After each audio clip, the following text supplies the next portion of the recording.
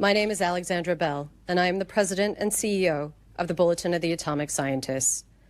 It is the determination of the Bulletin's Science and Security Board that humanity has not made sufficient progress on the existential risks that endanger us all.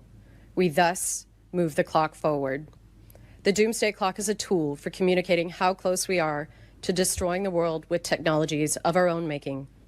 The risks we face from nuclear weapons, climate change, and disruptive technologies are all growing. Every second counts, and we are running out of time. It is a hard truth, but this is our reality.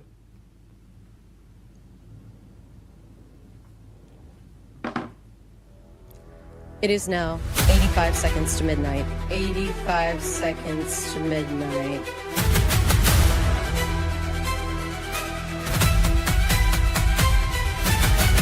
"85 seconds to midnight.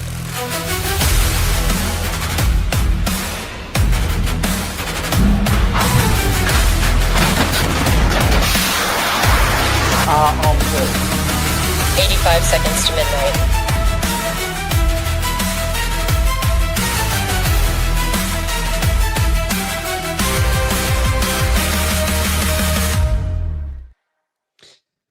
There you go. Good evening, gentlemen. Thank you for joining me tonight. We might have other guests join during at some point, so they have their invites, so we shall see if they turn up. But tonight, I'm joined by John, the Welsh prepper. How you doing, John? Good, thank you. How are you? Not so bad. I need to change my name to English prepper. Then we can just be a triad, right? We've got Welsh prepper, Scottish prepper. I'll just be English prepper, Mike. How you doing, Brian? Good guy, cunt, and I'll let you figure out who's who. There we go. Instant with the swear box from Brian. There we go. Honestly, he owes me a small estate in the Bahamas for the amount he swears to my streams. Yes, so tonight is kind of an open forum, guys, and we're talking about everything going on because I mean, it was only a couple of weeks ago, Brian, we were saying, oh, the first week in January, and look what's happened already and stuff like that. And it's getting worse. It's not slowed up. No, it's got worse. Slowed up. And the first thing is I want to pitch to you guys is because a lot of channels sell this as a precursor to stuff. Is the gold price relevant to all of this? What's going on, do you think? Gold's traditionally a safe harbour for stocks and shares, abandon all the other crap and hide, because it's traditionally been a safe harbour. So if the gold price tends to spike, usually bad shit comes along with it, whether it's economic or pew-pew. But I mean, it's spike is an understatement, right, at the moment? Yes, parabolic. Yeah. Yeah. So what do you think, John? Do you think that's directly related? Yeah, I agree with Brian. I don't think it's. I don't think like some other popular channels across the sea are saying, oh, if it reaches this level, it's Armageddon. If it reaches this level, things are going to melt down. I just think the central banks are buying it up as quickly as they can, hoovering up as quickly as they can. Wealthy individuals are hoovering up because it's a store of wealth. It protects their asset. It can't go down that much. Like a stock can, it can't crash. Gold is never going to crash because it's a finite resource. Well, there's a digital currency like a not Bitcoin, but I think it's Ethereum or someone like that. They are now buying loads of gold. I mean, talk about not having faith in your own product. In your own product. Why are suddenly they investing massively in gold? I mean, I was watching. I've been down rabbit holes this week, guys. I've been down total rabbit holes. Like, what's he called? Facebook man. Zuckerberg has finished his $350 million underground headquarters on an island somewhere, and that's it. Close the doors, and he's done. It's ready. But if it was a publicity stunt, he'd be going, "Look at this! Look at this! Look at this!" And he's not doing any of that. So what do they know? And I imagine he's got more than one. I imagine he hasn't. I don't think it'll work. You've got to have staff, and the staff will just go, "I'm not taking orders from you. I'm bigger and stronger than you are. Just top you and limit it myself." That's it. Yeah. What's interesting is the silver as well. Silver has absolutely rocketed. And now the next thing is copper. I had to look online today for a kilogram of copper, which should be about 30 quid, is going for 160 quid if you can get it. Really?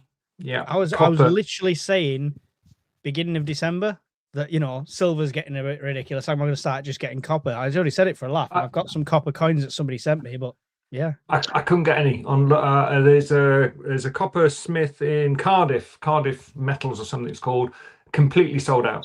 Everything is awaiting order. I can help you with that. Oh, can you, Brian? Thanks. Got some copper from the There's train track. No, there's a lot of mobile stockists go about, but they disguise their bullion vans as tree surgeons and tarmacking services. So if you look in the back of it, any one of those vans will be stealthily transporting copper. You can bet your bottom dollar. Got you. I want the copper that's got 999.99 stamped on it. Can they do that? No, it's still got a toilet attached to this one. And a couple of roof tiles. Yeah. Plumbers' fittings are pure copper, says Mr. T and Dr. P. Good evening to all of our chat as well. Sorry, I'm not ignoring you. We've got Miss Worm and Evil Girl in there, our two awesome moderators keeping track of you all, keeping you in line. We will stick the opinions are everyone's own on the bottom because it is what it is. Everything's our personal opinion. None of us are medical doctors. None of us are geopolitical experts. We just talk this out, and hopefully you guys get involved as well. With that said, gold price, silver price. I mean, precious metals altogether. Then is it? Do you think it's? Do you think that's through mass hoarding? Cause of what's going on? Supply and demand. Yeah, it's a mix. Yeah. It's a bit of central banks are buying it, literally by the ton. Wealthy individuals buying it by the several kilograms, and they're all the sort of what you would call the normal people like us have just got a bit of FOMO, so they're just hoovering it up. I'll float an idea. So, why do you want to control? Before Bitcoin came out, central banks and big governments, the power of their bank was dictated by their gold deposits. The more they had, the more wealth and power they tended to be able to influence, i.e. control. So then we've evolved to digital currency, which if you go in and try and buy something with cash these days, they look at it as if you're shitting your hands and want to shake their hand, right? Nobody wants it. Now, the push for that is they can check how much money's going in your bank, how much it's coming out. Shit, to take money out of your bank over a certain amount or put some in, you've got the leather gloves going on and the flashlight in your face. Where did you get it? What's it for? So gold is a measure of control, and electronic currency is also to exert a degree of control as well. That's all currency does, in my humble opinion. What about aluminium? I think it's gonna. I think as soon as gold sells out, people will push silver and so on and so forth. Right? It's going to be a pecking order, I reckon. Nothing's got value. Sorry, on you go. Sorry, Brian. Oh, what? Following off what Brian said, there's also a massive demand for it. I think I said this before. One Tomahawk missile has 15 kilograms of silver in it, in the circuitry. The solar panels, they've got silver in them. There's already talk of China switching to copper, which does nearly as good a job in a solar panel, but not as quite because it's not conductive, but because it's just becoming too expensive. Yeah, I just had a vision in my head of all these vans, like a wedge shape of tree surgeon and tarmacking vans, rampaging through the gates of Faz Lane to get the silver out of the warheads. Oh, Jesus. I think the silver might be put in before that, Brian, before they get to the submarine. Yeah, they're dedicated though. I'm not an expert, but that's what I reckon. I saw a couple buying silver jewelry in a charity shop a few days ago. They wanted all they had. They got a few curious looks off me for sure. Scrap silver has a value, but it'll never be as high as like fine grade because you're going to get sterling, which is 925 and it's 999. So it's definitely got a value if you can get it for the right price, but don't look at the definite barter value. Yeah, but don't look at the silver spot price based on buying 925, right? Because there's a significant drop off there. I'm no expert, Again, no expert at all. It will be coffee and chocolate before we know it, almost as expensive and as precious metals. Not wrong. What did I see today? What was it? Something's just gone up ridiculous. I think it might be the coffee or something. Something's gone up really. I went to the supermarket today and stuff has started to really sneak up like beyond the usual 100% inflation. It cost me 80 quid and I come back with like 4 bags. And I didn't get anything extravagant. Tell me about it. Look behind me. There's 86 quid. Just try to restock stuff. It's mad, isn't it? That would have cost you 30, 40 quid a couple of years ago. Yeah, 86 quid. It's absolutely nuts. I can't even remember what it was I was looking at. It's gone out. Or if Mrs. SP is watching, it was a £5. All right. Honestly, dear. No, you've done that wrong. It should be 286 quid. You could have pocketed the 200. No, trust me, I done it right. It was a £5. It's not worth the beating. Not worth the No. beating. Right. Let's go. Let's just talk about all the crap that's going on because they've moved it 85 seconds to midnight, right? But that factors in a lot of things, doesn't it, John? You were mentioning it factors in environmental in a big way. Yeah, I mean, just for a bit of background for the viewers. Do you call them viewers? What are our people called? The crazies, usually. Crazies, just the crazies. The Doomsday Clock was invented by Albert Einstein and Mr. Oppenheimer and a few of his mates from University of Chicago, and it's basically a measure of how close we are to nuclear Armageddon. Started off, obviously, because of Oppenheimer and Einstein with just nuclear, but a few years ago they decided to add other things like climate change, socio-economic collapse, all that sort of thing. So it involves quite a wide range of things potentially going wrong. 85 seconds, I believe, is the closest it's ever been to midnight. Yes, it is. Well, 89 was the closest what it was, and it's beating its own records this time. Yeah, but it's not an annual thing. They don't have to move it all the time. It's only if like the geopolitical climate changes. For a while, it never changed at all. And they've got some very clever people on it, I have to say. So they do know what they're talking about. But yeah, the climate change is the one I picked up on. I think there was 60,000 deaths from heat-related illness in Europe last year.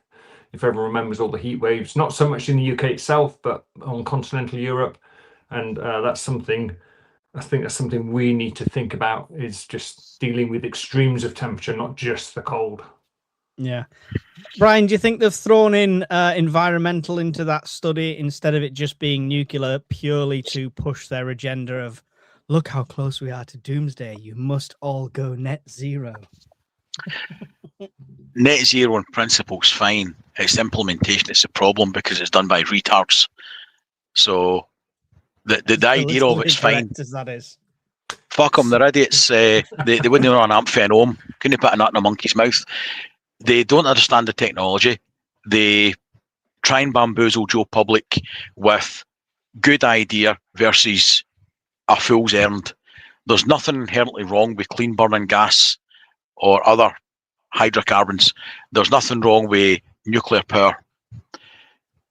But big polluting factories that are producing freaking wind turbines and things that you can't degrade or reuse again. Where do you think this shit comes from? Is there a wind turbine tree? Right, we'll just go and pick a couple 150-meter pylons. That doesn't work like that. Surely they should all be made out of like balsa wood and leaves and grass, right? You know. Yeah. A wind turbine base is a 25-meter cube of concrete. That's a lot of concrete. That's mad. One of the contracts we worked on until they moved provider was to test the elevators in the wind turbines and the jib cranes and the rescue gear and all that kind of shit. And there's so much crap that goes into these things versus a finite lifetime versus curtailment payments to turn them off. It's nuts. It's absolutely mental what we're doing. They have a place in a interconnected electricity grid, but not the way they're doing it. Yeah, not the way they're doing Hawkins, it. I know they're made of balsa wood, but they're filled with all sorts of crap and the coating on it. And I mean, isn't it that they take? They only last 10 years. The blades. Am I right in thinking that? They'll have a fatigue life because, like if you get your coat hanger and you're constantly doing that with a coat hanger, it'll become work hard and brittle and snap. Your turbine blades are doing the same thing, so eventually you'll get fatigue fractures, and after testing they'll be able to gauge a kind of lifetime of that, and then they'll knock some time off it. The road up to Scotland now, on the main M6 before you get onto the 74, off to the left there's a load of them.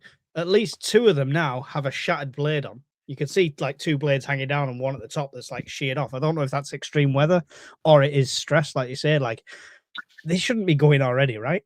Made in China. It's more likely to be a manufacturing defect, than a fatigue break at that time.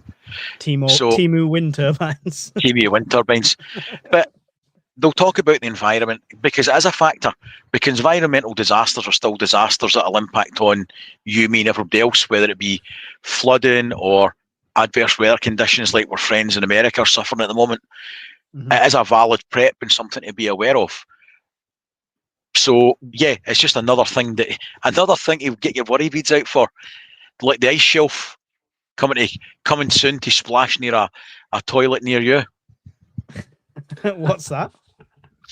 There's a lot of the ice sheets that they've had hot water running underneath them, basically, and they're at risk of fracturing, and basically hundreds of thousands, if not millions of tons of ice is just going to go plop into the water.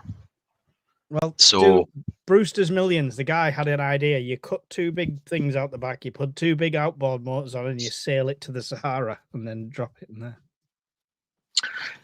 It's going to be a big outboard.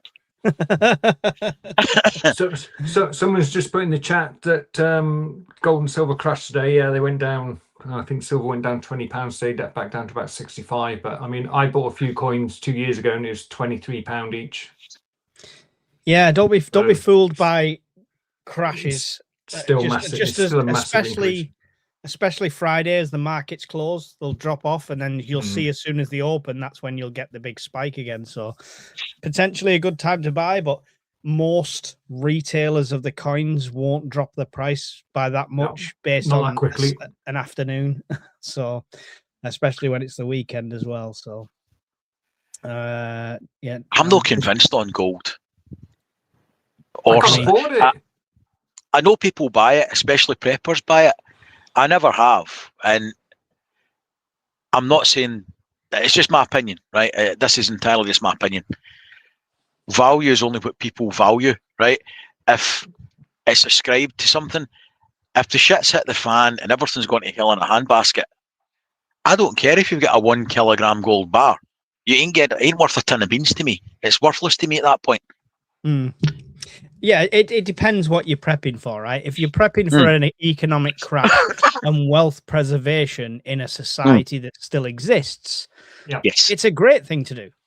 Yep. But if you're thinking society is going to go the same way as the finance and completely crash itself, then you're right. You know, me bartering anything behind me would be worth more than gold to a lot of people, especially the medical supplies. They'll be worth their weight in gold at some point, you know. So yeah, it's I'm the same school. You are. You'll still have the golems, shiny. They'll give you anything for a bit shiny. Well, I've got some. I've got some silver. I've even got some really old. So that's a 1943 sixpence, which, if anyone knows, they're about 50% silver. So they're not. Did somebody put that in your pram when you get born? Not as old as you, I'm afraid. I just look at. I'm 21 at heart.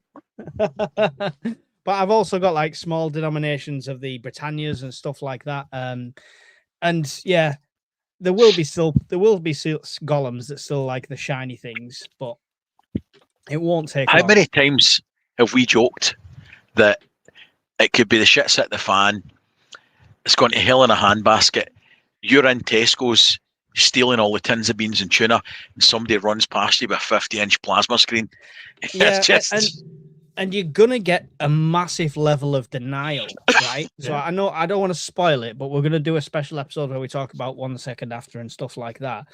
But the immediate start of that, he buys cartons of cigarettes off somebody for money he knows is going to be worthless very shortly. And he even tells the guy, he's honest with the guy in the end, but it's just people all the small shops will keep taking cash until the point they realize I now can't do anything with this cash. So I think you've got a good week or two at least. Bob is put a £5 super chat over on your side there, Brian. Says shout out Thanks, to Bob. Christian Warfare. No man is an island. Please remember to have one enemy. You either love life and humanity, or you hate it. We love life. That's why we love life to stay alive. I love the smooth taste of Pepsi Max. Bob's just bought you about 50 cans because that. Bob's a gentleman. Thank you very much, sir. There you go. Nobody buys me anything. It's time for a Coke Zero break. Oh. They're not going to buy you anything, John, because you've got the appearance of rich guy. It's me and Mike that are wallowing our own squalor. I'm a low-level civil servant. Brian sat there with about 10 grand behind him, at least. 10 grand worth of power stations. That's just cardboard cutouts. Really, I'm really poor, and there's none of that shit's there. And you got posh shelving. Nah, they were relatively cheap. Actually, no. His posh desk is actually 3 doors. No, is it floors or doors? Two doors, mate. 2 doors. That's a work of art. That is. That'll last longer than the shed will. That's the irony. Oh, mate, they gave me 5. I don't know if you know about it, John, but when I bought this last year, it was just a complete fuck up. The whole thing. The everything they sent was wrong. So I got 5 doors for a 2-door shed. So yeah. As long as they were free. Yeah, half the floor was missing, so that was kind of flip side. Nothing was free when your shed costs that much money. Having a small amount of gold and silver is sensible. It's financial insurance. You hope you never need it, but protects purchasing power if things get unstable. I know somebody who really does, like, is a proper stacker when it comes to silver, and their plan is when the value hits a certain point based on what they've got, they will exchange silver for an even better commodity, which is not gold, which is not copper, it's land. So once they've hit a certain level, they'll purchase land with it. Land is one commodity they're never going to make any more of, all right? They're not going to they can't mine up some more and stuff like that. The odd volcano might sprout a bit of land, but that's about it. So if you can get land with it, that's the way. In 1975, gold went from $35 to $200. Then it halved to $100 before running to $850. So we could be on the drop here, and then it'll jump to 10 grand. Good stat, still logging. Good stat. Yeah, thank you. I mean, maybe just be worth saying, Mike, to the crazies that if you're just starting out and prepping, the most important thing is to have a couple of 5s and a couple of 10s stacked away somewhere, just so you can buy something if the whole system crashes. So you're not relying on your credit card or your bank card. Rather than buying silver and gold at this point, if you're just starting out, just a few small denomination notes and some £2 coins tucked away somewhere. Cash will be king for at least a week or two. Yeah. And so the thing is, right, supermarkets will close. If we have complete grid down, they won't bother. Supermarkets will just go, bang, close the doors. Sorry, we're not serving. It's just not worth the problems they would have. Your local shop will stay open. He'll have torches, candles, whatever. He'll go in. You can buy whatever you want from the local shop. And that's where you need to spend your money at that stage. A £6 loaf. Yeah, it might You'd be. Still give it him though, wouldn't you? Yeah, you'd still give him the £6 because the bread will be worth more than. Well, I don't know. The bread it won't be worth anything once it goes mouldy. But go and get all these tins. Do you know what I was trying to find? Here we go. I had it somewhere before, and the page is gone. But I was trying to find the gold price on the lead up to war. Like World War I and World War II. Oh, yeah. Anyone's got them stats, stick them in the chat. I can't find where I've had the Still has logging. He follows the gold prices and he knows a bit about it. He's quite good at that kind of stuff. I'll give him his due. Jay, what was the gold price on the run up to World War II and then during and after? That's the kind of numbers I want. Is that kind of that's your job? Look for? That's your job. That's your mission. And we want it CPI linked for inflation, taking into account the variable interest rates in between now and then. Crack on. We give you homework, he give you a full project. There we go. Yeah. Anyway, I mean, the gold price aside, everything that's going on at the moment is absolute madness. Iran has to be the one on the tippy tonguey for us. Really. My money's on tonight. Your money's on tonight. You think? Yep. Did his ultimatum say something like the 28th? I want to say. 2 days ago, he said, "You better come and make a deal quickly because all my toys are arriving." And then he said his toys have arrived. And my Barada, Mark's Adventures, Sadaki. Sorry. I think all the toys are in place. The Special Forces teams left the UK yesterday. Jordan is all up and running with their aircraft, their strategic bombers. Abraham Lincoln is in the Gulf or just out of the Gulf. That's my money.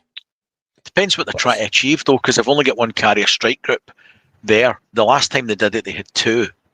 So, but I suppose the flip side of that is they degraded a lot of Iran's air defense systems and dismantled it wholesale. So they don't need as much this time. And they've effectively got a carrier strike group in Jordan, they've got aircraft on the ground in Jordan. I think they're trying to get regime change. I think they're trying to scare off the Iranian regime before they get killed. They won't go though. Russia. They've gone to Moscow, haven't they? So, well, allegedly, an aircraft went from Tehran to Moscow yesterday. A government plane, yeah. So I think they've split out the leadership, and obviously they've left the unwanted son in charge. You sit there in the palace, you'll be all right. Don't worry about the special forces. Yeah. The worst kids left there. Some might be in this alleged super bunker, but they've got bunker buster bombs and stuff like that, which they're quite affair with. My issue is not with this happening as such. It's with the reaction that it could cause, right? These are people that are potentially, I mean, they even made a threat the other day. 8 months ago is when America apparently destroyed all their nuclear things. And they put a thing out saying, Iran put a thing out saying, it's amazing what you can achieve in 8 months instead of 8 years.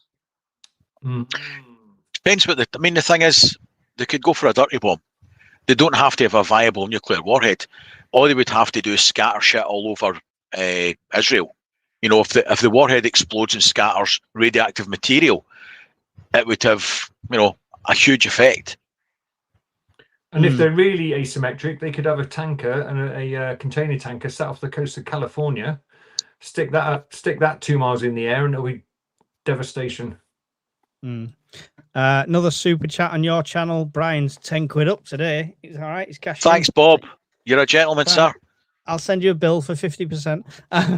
I bought gold in 2016 for £900 an ounce. Well done. Gold is a hedge against inflation, plus it preserves your wealth. I mean, fair play. Yeah, fair play, Bob. Good for you. At that time, Bob, I bet you were thinking, oof, it's a bit high. Should I do this or not? Because everyone does, no matter where it is. Everyone thinks, oh, why would you buy now? I mean, even thinking now at $4,000, $5,000, whatever it is, even buying now, if you had the money to, it's probably going to go up. I mean, I'm not a financial advisor. Don't buy gold based on what I say. Buy beans. Can someone watching tell me how much of the available gold is above the surface? It's quite high, I think, but I don't know. I think most of the gold has been mined in the world now, so we're not getting any more of it. There's no more to be found. So that'll affect the price. I don't know. There's loads under Greenland, just out of coincidence, 1900 to 1914, $20. That was when to buy gold. I'll get to your question time. I did time tour capes outdoors. Yeah, I'll get to yours. I did star it, so we'll come back to that. I'm just trying to find all of these. 1900 to 1933, $20, 67. 1934 to 67, 35. It looks like it's fixed. I'm not sure. I just feel like it would have done something more than that. But yeah, anyway. Cheers for having a look. I just wondered if there was a direct correlation with before a conflict. You know what I mean? Don't know. Yeah. But I think there is. I think if you look back at the stats, you'll probably find there will be, as the market goes to a safe haven or perceived safe haven. But it's not just that. You've got Iran, you've got Ukraine, you've got squabbling between NATO allies. Shit, I mean, everything's going wrong.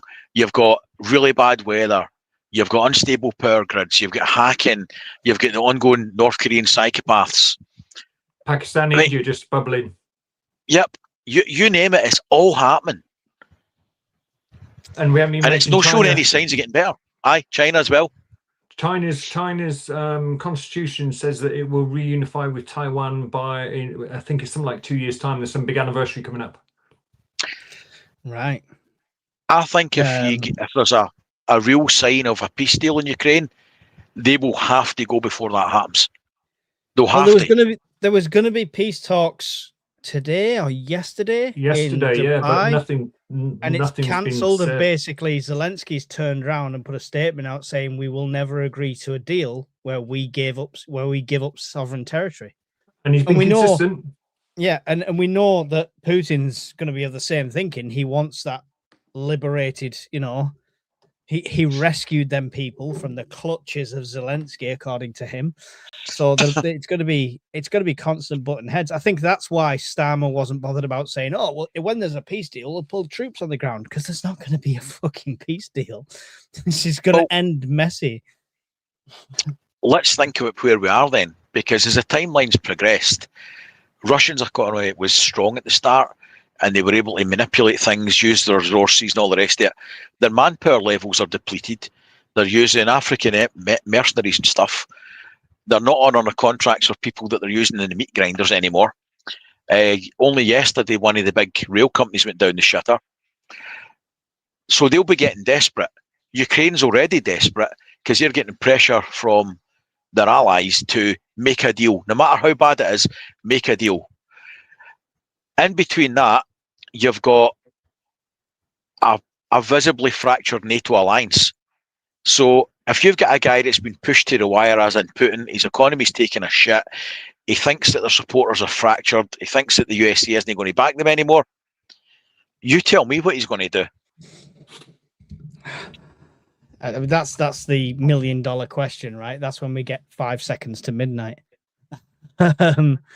Because I mean, the current state is just, it's extremely unpredictable. We've got Middle East, USA, and Iran, which is currently critical. We've got Eastern Europe, which is Russia and Ukraine, which is, you know, high risk and escalations. We've got the Arctic that we've not even touched on yet, with Denmark and the stuff like that. We've got the South China Sea that you just briefly mentioned, with Taiwan. It's all happening. Gold at $5,000. Economic warfare. Yeah. You've got people being tariffed up the wazoo. You've got Canada being threatened, Canada counter-threatening, Europe being threatened, Europe making counter-threats. So economic allies and alliances are being split, as well as military ones. So economies are fractured, military alliances are fractured, and you've got conflict. Which of that cauldron of shit is going to make it's a problem. That's another £5 on your channel there, Brian, from Super Sticker from New City Prepper. Thank you much, sir. Very, very kind of you. I can send Brian my internet bill now. It's just like, it's all Brian. It's the curse of being the eye candy of the channel, right? I mean, you two old fuckers. No. Outrageous. How very dare you?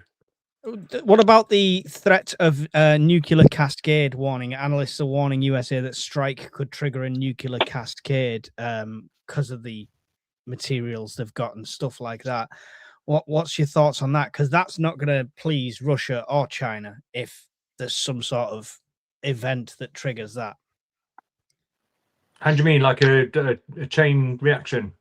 Basically, because any destabilization of Iran risks losing control over nuclear materials or forcing the regime to break out and build a weapon and as a final deterrent. So basically, they've got a lot of this enriched uranium, I assume, at this stage. So what happens with all that? And obviously they've got the nuclear power station there and stuff like that. So there, but despite what I do know, and this is all open source, is that to make a civil nuclear power station just for civil use electricity generation, it's in the teens refinement, and they're up into the 40s, 50s. So why they're going that high if they're not making a nuclear weapon, I'd like to know. And that's what the UN keep banging on about. Why do you need to be enriching uranium to such a high level if you only want to make nuclear power stations? My fear would be is they just give it to someone else who's far less stable. If they know they're going to lose it anyway, just farm it out to their proxies. I mean, Iran is the type of. I mean, it scares me more than Russia and United States, because you think there's some sort of logic, there's some sort of command chain, there's some sort of. But when you're dealing with fundamentalists, they'll use it. Happily go out in fire and brimstone, whether that's conventional, whether that's a dirty bomb, whether that's terrorist cells. Somebody mentioned in the chat before that they're worried about potential sleeper cells in the UK. If you think it's going to be tonight, John, do you think they're going to press every button they've got as a last ditch thing as they see? I mean, it's never going to go as smooth as the Venezuela operation, right? No, it's never going to go as smooth as the Venezuela operation, partly because it's a much, much larger country and it's antagonistic to America. The Venezuela situation, at least half of them thought it was a good idea, and they must have had actors on the inside to open gates and make sure things were turned off and guards were in wrong places. Otherwise, they'd have lost people. If Maduro's close protection team weren't sort of semi-compliant with it, there would have been a gun battle at some point. Yeah, there would have been at least a shot fired, Yeah, but they just walked in, slammed the cuffs on, put the headphones on his head, blindfold, off he goes, and everyone's like, "Oh, there's a surprise." So they haven't got that level of cooperation or infiltration in Iran, and the IRGC are absolutely fanatical. It's an honor to die. Yeah, the philosophy is completely different. In the UK, we're all about not dying. Western forces are how to live, survive to fight, survive. They don't give a toss. I'll gladly die for the Ayatollah. Can I put a spin on it? He's not saying that. Somebody's going to snip that now and put your careful. Think about what they've learned, though. What they've learned since the 80s is that everybody that voluntarily gave up a nuclear weapons program is now dead. Yep. They're not stupid. Yeah. So they've known Iraq had a reasonably well-developed nuclear weapons program because America and Britain gave them most of their weapons of mass destruction, chemical and biological. So Syria was developing nuclear weapons. They get told to stop it and did. Then he died. Then he get regime change. Libya was trying to do it. Gaddafi get slaughtered. At that point, the North Koreans doubled down and went for broke. And even though it was only a partial detonation, they announced to the world by a detonation in a cavern they had a nuclear weapon, and then have built more. Funnily enough, nobody has invaded North Korea or bombed them. There's no appetite for that. So, playing devil's advocate, there's no incentive for them to give up any nuclear weapons program because they know at some point they'll just get zapped. Yeah. Big thank you to Rockstar Chef Dora. She's just joined my channel, then jumped over and joined your channel as well, Brian. Oh, thank you. A member of both channels. That is absolutely awesome. Thank you very much. And Bob, we appreciate the support. £5. Bob, very kind of you. Don't send me any more money. I love the support and it is so much appreciated. But I don't want to take people's money like that. It doesn't sit well with me. Come to my side. I'll take it. And that's not being ungrateful. I really appreciate what you've done tonight. That's plenty. Yeah. That's more than enough support from you. Thank you so much. if you saw a nuclear blast coming towards you, what would you go through your head? I want an honest answer in spite of your breath. The positive wave would go through your head first, and then the negative wave. Just as you, so the positive wave would turn you to dust, and the negative wave would scatter the dust. Excellent, like dust in the wind. But seriously, if I knew one was coming, it would depend. If I had enough notice and I knew it was going to land, it would depend. If it's landing west of me over the sea, I'd probably just kiss my ass goodbye. If it's landing east of me in Birmingham, I think I'd have a pretty good chance of surviving because of the. I thought you were going to say I'd celebrate then. No. Poor Barry. I mean, if I saw the blast, I mean, if you saw the cloud, you've got to be able to gauge distance, isn't it? Like your thumb, if you can cover it all up with your thumb, that's an old metric for it, kind of thing. But yeah, I mean, it'll look a bit odd as all thumbs upping the nuclear explosion. But ducking cover. I mean, you joke, Brian, but I genuinely think. I mean, I remember like the first day going into the barracks at the army, they had all the old leaflets and stuff there, and Duck it's like and cover. It goes through, and one of the pages says, "In the event of a nuclear blast, find a ditch or a hole, lie down, cover your head, wait for the second wave to pass, then get up. Hands under your body. Don't forget, Mike. Hands under your body, so they don't get burned. Yeah. That's it. By the 5,000 degrees, and then you can just get up. That's fine. It's all good. I haven't got a serious answer. I think if we saw it coming towards us, it'd be too late. My last thoughts would be, bastard, I didn't cash out that money in YouTube. I'd be dead. Unfortunately, we've spoken about this a million times. It's not that I'm fatalistic about nuclear weapons or warfare. It's just that I know because of budget and location, I can't move out of where I am, and I don't have the wherewithal to build anything survivable. So geography kills me. And I've got Glasgow Airport 14 miles that way, Edinburgh's 30 miles that way, Faz Lane's 32 miles that way. There's no way I'm doing anything other than dying. So I don't worry about it because it's the one prep I can't prep for. Yeah, and you've also got to look at, if you're seriously prepping, you've got to take a risk-based approach. What's the risk that we're going to get a nuclear weapon over the UK? Is pretty small. What's the risk of the electricity going off for 24 hours? Quite high. So you've got to rest, you've got to look at, you've got to take a risk-based approach and base your preps on what you think is the biggest risk for our area. If you live near a canal or a river, flooding is probably your biggest risk. So I mean, not a nuclear explosion. I know Brian's methodology is I'd just neck the bottle of whiskey and just wave it as it incoming, but I think I would try and do something. Whiskey and Coke. If it was a nuclear blast, you'd still be on the Pepsi, would you? Getting that last can of Pepsi down. I'd be a goner. I would register the flash for about a millisecond before my eyeballs get burnt out, and then I would be gone. I'd know nothing about it. Norfolk Prepper 98.8%. What's that? He asked, "What's the percentage risk of you setting fire to something?" Me? Yeah. I would never set fire to anything. Plastic African says gold from lead at CERN and 2.5 trillion drop in gold. Yeah, Matthew 8:26, forced reformation, or what the hell has become of our Western Foundation? Thank you very much for the £5 super chat there as well. Much appreciated. I have to make a bunker out of empty Pepsi cans.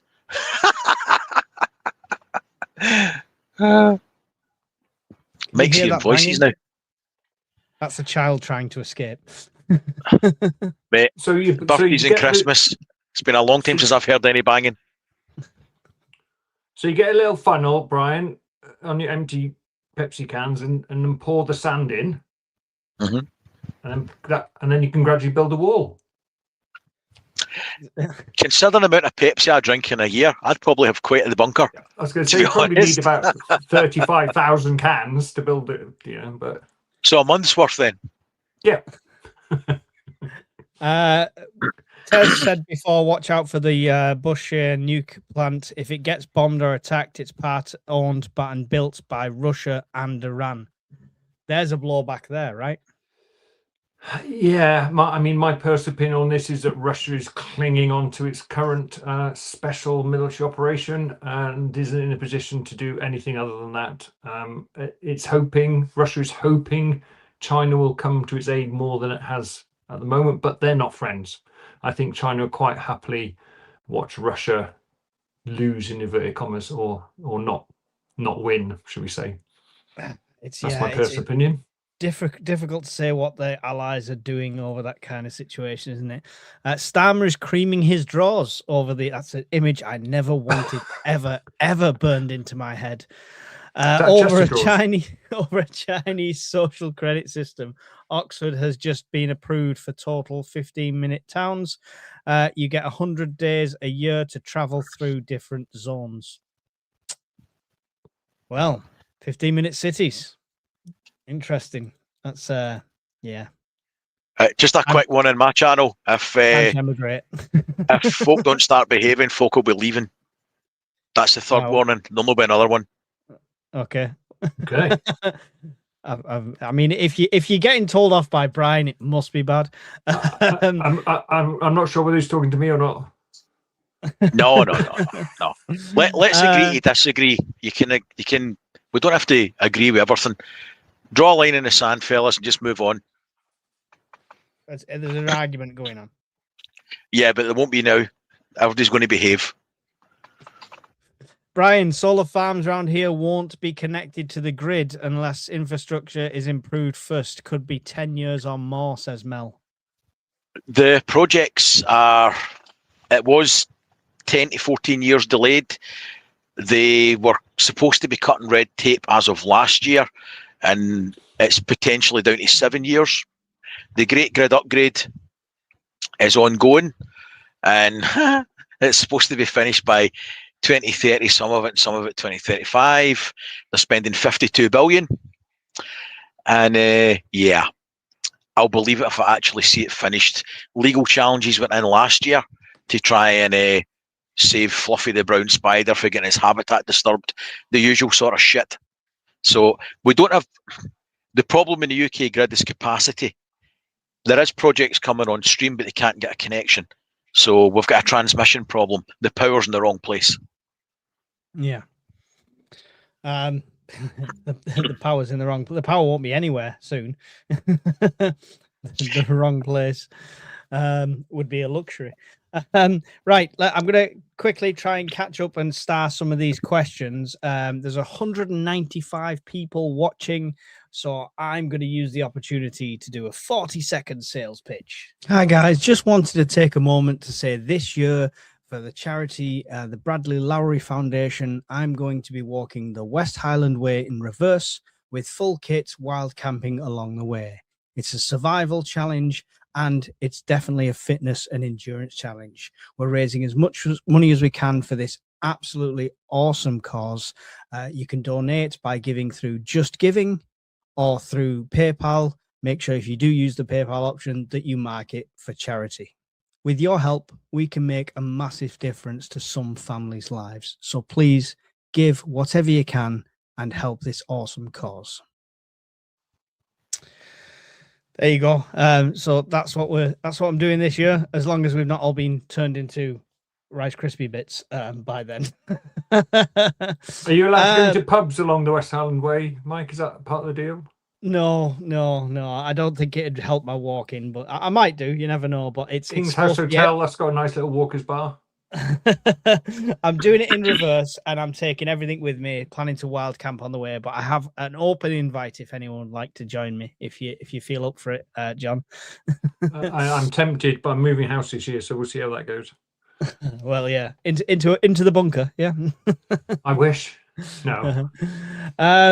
Robert says, look at Norway. They recently sent a post to their people to prepare for war, and they may seize property, possessions, guns, and ammo. What are your thoughts? Right. We've mentioned this quite a few times, I think. So I'll give you my 2 cents first before I'll let the gentleman jump in. And Brian. So with Norway, potentially, I don't know. I just don't see any country when they're resorting to taking individual people's possessions. By that stage, it's already gone way too far. Like I said, as soon as the crisis hits, the supermarkets will close. They'll seize and take control of that. They'll seize and take control of distribution hubs. As for going for door to door, I think by that point there'd be no rule of law, there'd be no law and order, and the people claiming to be from the government knocking on your door asking for your cans of beans, chances are they're not the government. It would be my thoughts. Guns and ammo, again, if it's got to the stage of knocking on people's door saying, can I have your shotgun and your 24 rounds of buckshot to some poor farmer? Then, I mean, that's beyond country defense. It's going to do nobody any good. It's not real, I don't think, genuinely. Brian, what's your thoughts on that? Are you still sorting out? Make people moderators and they can deal with it. Evil Girl's doing a sterling job. Ask the question again, mate. Oh, look at Norway. I can go in, Brian, if you want. Give you a chance. No, it's fine, mate. Fucking. Oh, right. Anyway, go on. Hang on, John. Go on. Go on, John. Go, John. Let him compose himself. Brian, you have a break. Yeah. So it is true that the Norwegian authorities have sent letters out to people. My personal view is that they're mostly going to be seizing in inverted commas, requisitioning for a period of time, land and heavy machinery. Property, probably not so much unless someone happens to have a fully functional role for hospital in their back garden for their private use. But things like sports halls and large garages and things like that, they can serve as temporary mortuaries. So it is possible. I don't think it'd be wide scale. Guns and ammo, Norwegians, they use guns and ammo all the time. Nearly every household, a massive generalization there, but many households have guns and ammo. Again, as I said when I was previously a guest, the government to feed 1 million people, for one day, they need 3 million tins of something. They're not going to come to your house for a couple of hundred, even a couple of hundred of tins. They just not got the logistics. So as Mike says, if someone comes to your house claiming to be the government saying they're taking all your food, they're probably not from the government. They're probably just trying to con you out of your food. That's my thoughts. Yeah. Are you composed, Brian? Yes, I am absolutely fine. Ignore the chats. Right, carry on. I am fine. It's basically saying that government may seize property and stuff. I get it when it's like a border country and stuff like that, but seizing possessions, guns and ammos and stuff like that. That would only happen if things were, best example I could think of, a conventional conflict that was going on for a protracted period of time, where they still had time and organisation enough and attention to do these things.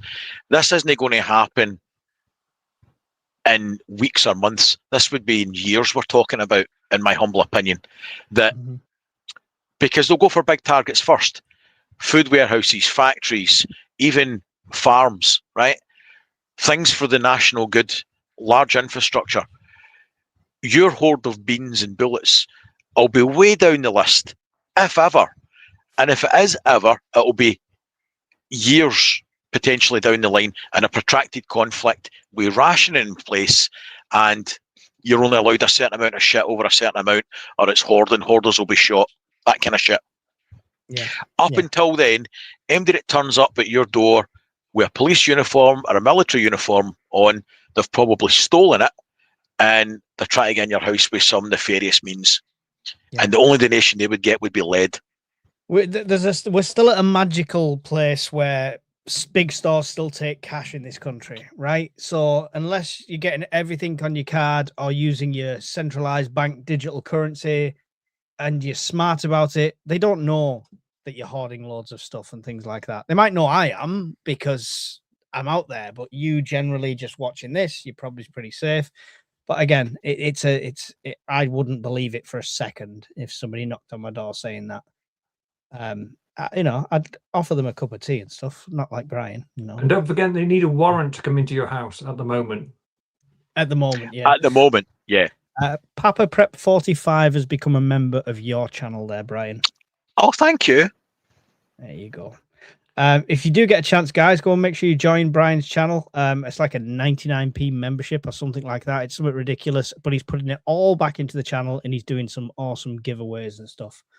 I'm doing a giveaway, which I was supposed to draw, but I've not got it ready, so it'll get drawn later. That's on the Discord. I'll learn my lesson for the last one. As someone who is just starting out, the cost to build up 30 days of stock for a family of 4 is crazy in 2026. It is, but I mean, just do it gradually. You'll be surprised what you can get, even if it's a case of. So I mean, I'll be honest, when I first started building a stockpile beyond just my normal shopping, I've always had quite like full cupboards, always done like a monthly shop. When I started first building a stockpile, it wasn't the best stuff. It was smart price this, smart price that, the cheapest pasta, the cheap spaghetti's like 31p a pack in a lot of places. Used to be 20 odd p, but the cheapest pasta, everything like that. And I got to a point and I looked at it and I'm like, right, I've got 30 days. Then I gradually went through that and replaced it with better stuff that I eat regular. And it's just a matter of time. Trying to go out and get an extra 30 days on top of a monthly shop, yes, it's going to be crazy expensive. But yeah, just do as much as you can is the best advice for that. I heard on Tuesday he may send in special forces who done Venezuela to hit the bunker in Tehran, and will hit the nuclear power sites that they missed last time. Yeah, they'll all die. What, the special forces, are they? Yeah. Different animal. There's I can't remember the name. They got like a militia, population militia, 5 million of them armed or something that they can sort of activate. Yeah, but I mean, they've got internal problems, all right, at the moment, right? Yeah, but not all of them. Not everyone is anti-government. Grumpy Adventures is the one that said, I'm worried about sleeper cell operations in the UK. Do you think that's something it could trigger, Brian?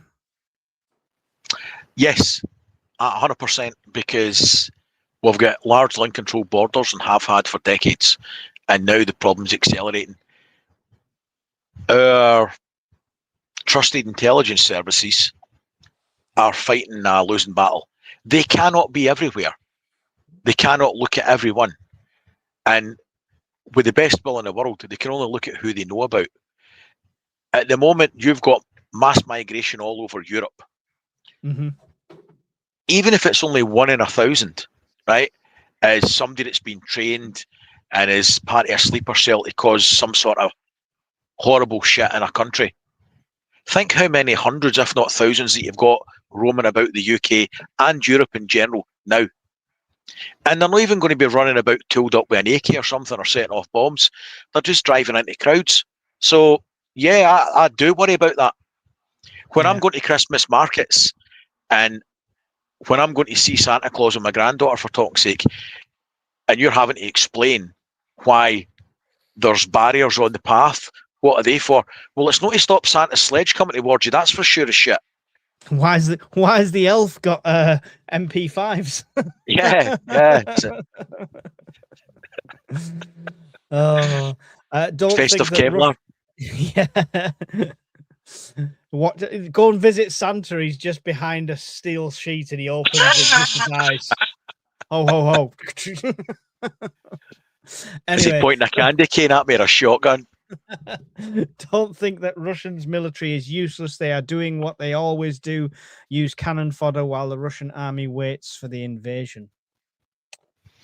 Interesting philosophy there. I'll come. I don't know if I agree with that. Yeah, I mean, I get where the logic is coming from. The World War II kind of methodology, where they were using World War I tactics with World War II hardware, and they were so under-equipped. It was like you carry a gun, and then the 2 guys behind you, all they're carrying is a clip of ammo for the gun you drop when you die. Yep. And that was only orchestrated by having enough commissars behind there that would shoot you if you turned the other way. I think it's moved on slightly. Opening scene of Leningrad. Yeah, exactly. It's moved on a bit. The Ukrainian battlefield, like every military conflict, is an evolution in technology with attacker and defender, and it's evolving on a daily basis. So they've given up mass armoured thrusts because they got zapped on day one, and it didn't work for either party throughout the conflict so far. So they don't have, if they had large armoured spearheads ready to exploit a breakthrough, they would have done it by now and the war would be over. Blitzkrieg. They don't. Yeah, that's not happening anymore because drone warfare and the army's been bogged down, stopped that. You're now in the realms of 3 guys in motorbikes and taking their camos off and try to walk in through cities and infiltrate. That's what we've got now. We've got guys sitting with guerrilla warfare, right? Oh yeah, on a large scale. Mm-hmm. Yeah. They tried large armored columns on day 1, hour 1, minute 1, and it went horribly wrong. I do have some sympathy with that last comment about the proper army hasn't gone in. Russia hasn't used some of its really high tech stuff because I think they're afraid of it getting shot at the sky and being exposed because of they export a lot of their high tech to other countries, and if it gets exposed as being rubbish. If they won't sell any more, so it'll add to their problems. But you can't get away from the facts, and I can only go on what's reported. They were losing nearly 1,000 men a day. They're now losing 1,300 men a day. If you want to believe those statistics. But think about what this has shown for the evolution of modern combat. You have got large warships that take years to build, multi-million, if not billion-pound projects that are being taken out with a jet ski full of explosives. Not once, but several times. You've got aircraft worth so many million, pilots taking millions of pounds, dollars, whatever it is to train, being shot out the sky with cheap missiles. Armoured vehicles worth a couple of £1 million being slotted by a TMU drone. I don't know what it will take for the West and the East to entirely revamp their armed forces. Is the day of the tank dead? We keep saying that, and we talk about it throughout most of the last century. The day the tank's over because of evolution. I think it might be now. I really do think the day the tank is over. Yeah, go on, Mike. I would disagree slightly. Conventional war, I get it, how drones are overtaking that and stuff like that, but we've obviously got new tank designs coming out and stuff like that, anti-drone technology coming out. I think there'll always be a place for a giant intimidating piece of machinery on a battlefield when it comes to moving into cities and moving into seeing securing the general population. We might not see tank warfare like we know it as, the Desert Rats and stuff like that, and Rommel, and we won't see that kind of tank warfare, tank on tank battles like rolling across fields, but they'll still be used, but it'll be glorified troop transporting, like invasion kind of stuff, in my opinion. Yeah, I think tanks, as you say, open plains, hordes coming across the German plains is gone. I think there's a psychological element to tanks. You look at Tiananmen Square, you look at Russia, Yeltsin's period, the pictures are of tanks rolling down the street. That's the psychological effect. If a country manages to invade another country, you put a tank in the town square to say that we're in charge. And it scares the population. So I think the psychological effect is probably going to be more than the battlefield effect in the future. Yeah, I would agree with that. Yeah. And like I said, don't forget, you're going to have armored vehicles and tanks that are potentially able to go through nuclear, fallout and sites and stuff like that. Or if we talk tactical military warfare, tactical nuclear warfare, and you've got fallout going everywhere, some of these advanced combat vehicles with their own air filtration systems are good for getting to A to B, where there's going to be no resistance, Have you seen the way they're going with the battlefield taxis for getting the wounded out? They're basically sending drones in, like track drones. The guy's going on the back of it. Nobody in there. I'm thinking of, like, say, a poor man's military.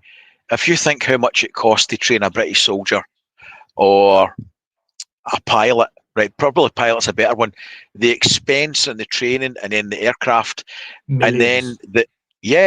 and then the life support capsule to keep the pilot alive, and then the limits on the performance of the aircraft because it can't perform its abilities because it will squish the guy in the plane. I think the limitation is on the performance of the human being. Yeah. So that's coming to an end. We're now looking at drone carriers on the sea and drone carriers in the air. Yeah, as a US naval commander recently said, the thing he fears the most is a swarm attack, overwhelming his ship's defenses. If you put 1,000 hand grenade sized drones up, or drones with hand grenades on them, if you put 1,000 or 2,000 of those in the air, your ship's defenses aren't going to be able to get them all. There you go. Dora said, I've had a dream last night. They made weapon cloud drones in clouds shooting down at us, never falling asleep again. But that's what it is. It would be a black cloud that suddenly appears over you to the untrained eye, and then all of a sudden, rain down. I think there's a film about this, but what would be really scary is if AI could facially recognize who you want to kill. So the drone's just sitting there until it spots you coming out of co-op. There was the one with Jared Butler. He was in the Secret Service, and they used a drone swarm to kill the president. Okay. I'll have to look that one up. Is that like, I can't remember London's Down or something? It was that kind of thing, yeah. Down or something like that, yeah. So he was on a boat with the president, and like a vehicle opened up, and all these little drones, like a DJI Mavic, they all went in the sky, and they were all controlled as a swarm, and they were zapping the Secret Service boats, killed the Secret Service agents. Now, that was a couple of years ago in a movie.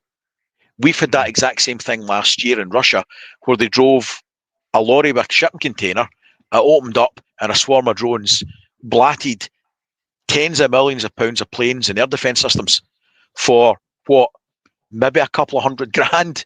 When you look at the price difference crazy. Can you imagine if somebody done that at Bryce Norton? Well, they just had a couple of fire extinguishers at Bryce Norton. Scooter and some spray paint. That's all you need to get in there. How embarrassing. But think about it. The thing that we're in an island, to project force to get your aircraft to other parts of the world, you need force multipliers such as tankers. If the tanker fleet was obliterated overnight by a drone swarm, our fighters are going nowhere. Yeah. Does John have a YouTube channel? No. Do I need one? You don't need one, no. I think Tez is just asking. So there's demand there if you ever start one. I'm getting imposter syndrome now. I've got that with every single job I've ever had. Don't worry about it. Just keep inviting me on this. That'll do me. Especially training costs of F-35 pilots is huge, with 50% in for repairs. Pilot training as well. A link for Mike and John would be good. Are you watching from Brian's? John's not got a channel. Just if you look below my name, it says at UK Urban Prepper. That's my channel there. And don't forget Miss Worm as well. She's got her channel as well. She'll link that as well. A published author, no less. Published author. What's the book about, Brian? Do you want me to tell you? Right, I'll tell you. Right, okay. Right, if you want to know, right. So it was about this witch, and she bought a Temu broomstick, and she sued them because she got a skelf right in the shame cave. Right, okay, that's enough. That's enough. Do you want me to go on? That's it. No, it's fine. It's fine. I won't ask you again. Don't worry. UK buy technology from China, BRICS country, and bomb Russia, other BRICS country. Here's a question for you. This might be a good time to send your children to bed. Here's a question for you, gents. Starmer. All right. We all love him. We all praise him. We all think he's wonderful. But getting a closer relationship with China at the moment, there's especially after we've just had back and forth between UK and USA, it feels like that's driving a bigger wedge between our relations and probably is driving USA closer to pulling out of NATO. Brian, what do you think with that, with him, like all this trade deal with China and stuff like that? Because both us and Canada now seem to have done that behind Trump's back, I would like to say. I know technically it's not his business, but yeah. Think about this. When was the last time China imposed or threatened to impose tariffs on the EU or on the EU or the UK? Stop making me laugh. This is hard enough at the best of times. So they haven't done that. But what they do is infiltrate and steal and ignore intellectual property rights. But they're a known quantity. At the moment, everything's upset at the apple cart because one of your biggest allies has decided to threaten everybody. So that leaves you with a tough choice to make. When dependability is gone and you're stuck between between two evils, which one do you choose? Because I don't know what the answer is. Can you see the UK becoming part of BRICS? I could see, well, the Norwegians are already trying to get under and make a deal with the UK and France to get under their nuclear umbrella. That's how far along the path we are now. So, do they know our umbrella's full of holes and hasn't been put up since the 60s? And the last two tridents we tested failed. Yeah, spiraled out of control. But the rest are fine, though. The rest are okay. The ones we've not tested are fine. We only test the broken ones. That's Don't make us use the good ones. Nuclear laughing stock. Oh God. What do you think of the China situation with ourselves then, John? I have to be very careful here because I'm a neutral civil servant. I'm apolitical.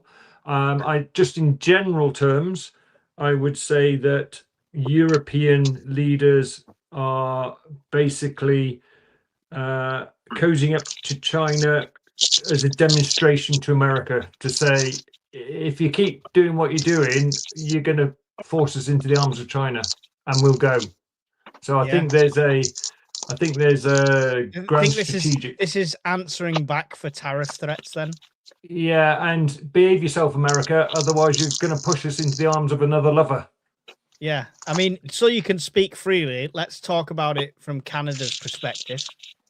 Yeah, I think so I think Canada has basically given America two fingers, saying don't threaten us. B, understand what you're going to lose, and C, we are happy to demonstrate that we'll cozy up to China if you want to keep playing these games, and they have. Where they got a car deal, haven't they? EV vehicle imports. Yeah, the Canadians, Yeah. So the Canadians are doing what other European partners are doing. Yeah, I mean, we were getting all the BYD stuff from China and stuff like that, weren't we? So the States haven't done that. So would it be called Twits instead of BRICS if Starmer joins? No comment. He would ruin that anyway. He would fuck up a free meal. Excuse the language, but he really would. Right? He's so efficient. They've put so much incompetence and absolute pish at everything in one package.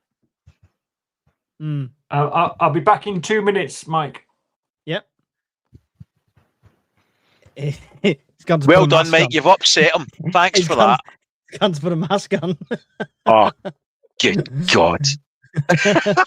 He'll come back looking like Hawkins. He's a wig, full disguise. His boss has just phoned him to tell him he's fired. Come in Chinese TVs, washing machine, cooker compared to UK, Europe technology crap. Far more important than my boss. You are. It was far more important.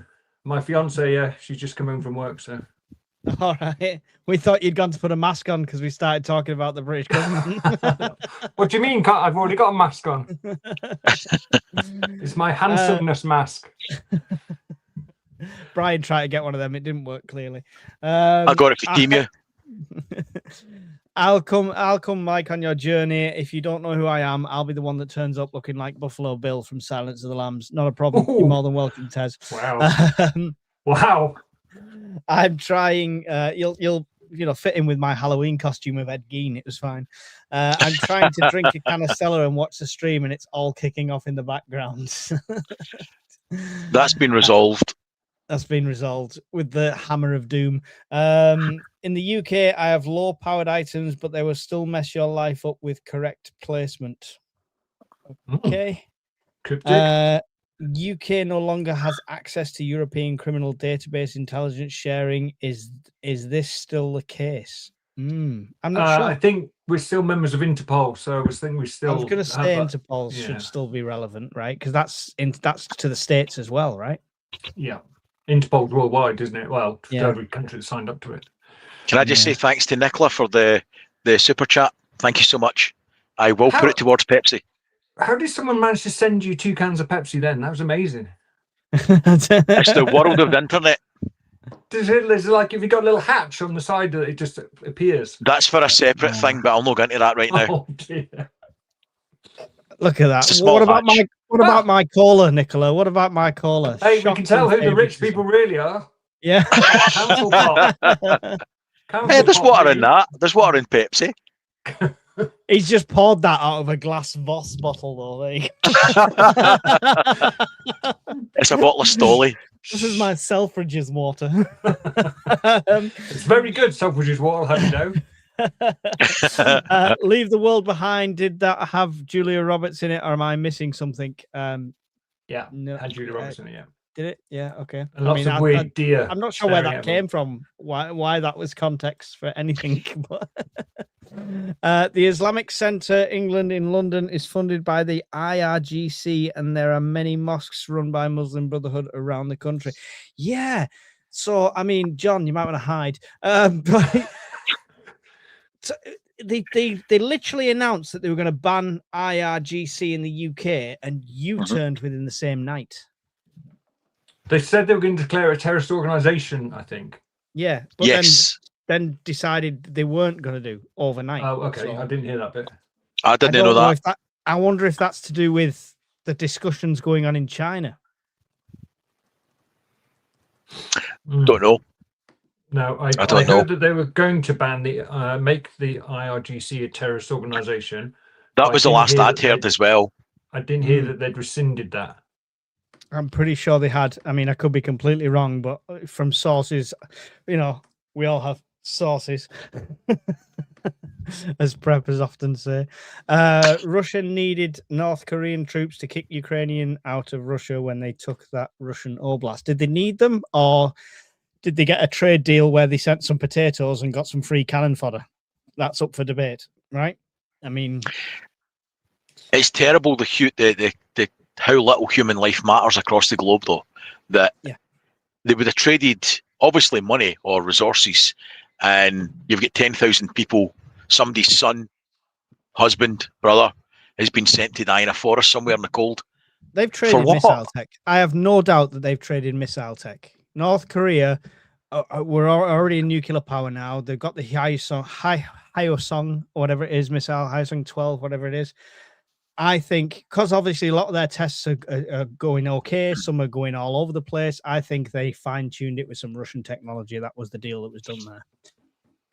USA, too expensive. We all need to do trade with China. India be taking over. It's our own fault they got rid of factories. Yeah, I mean, we are completely reliant on every other nation when it comes to producing anything.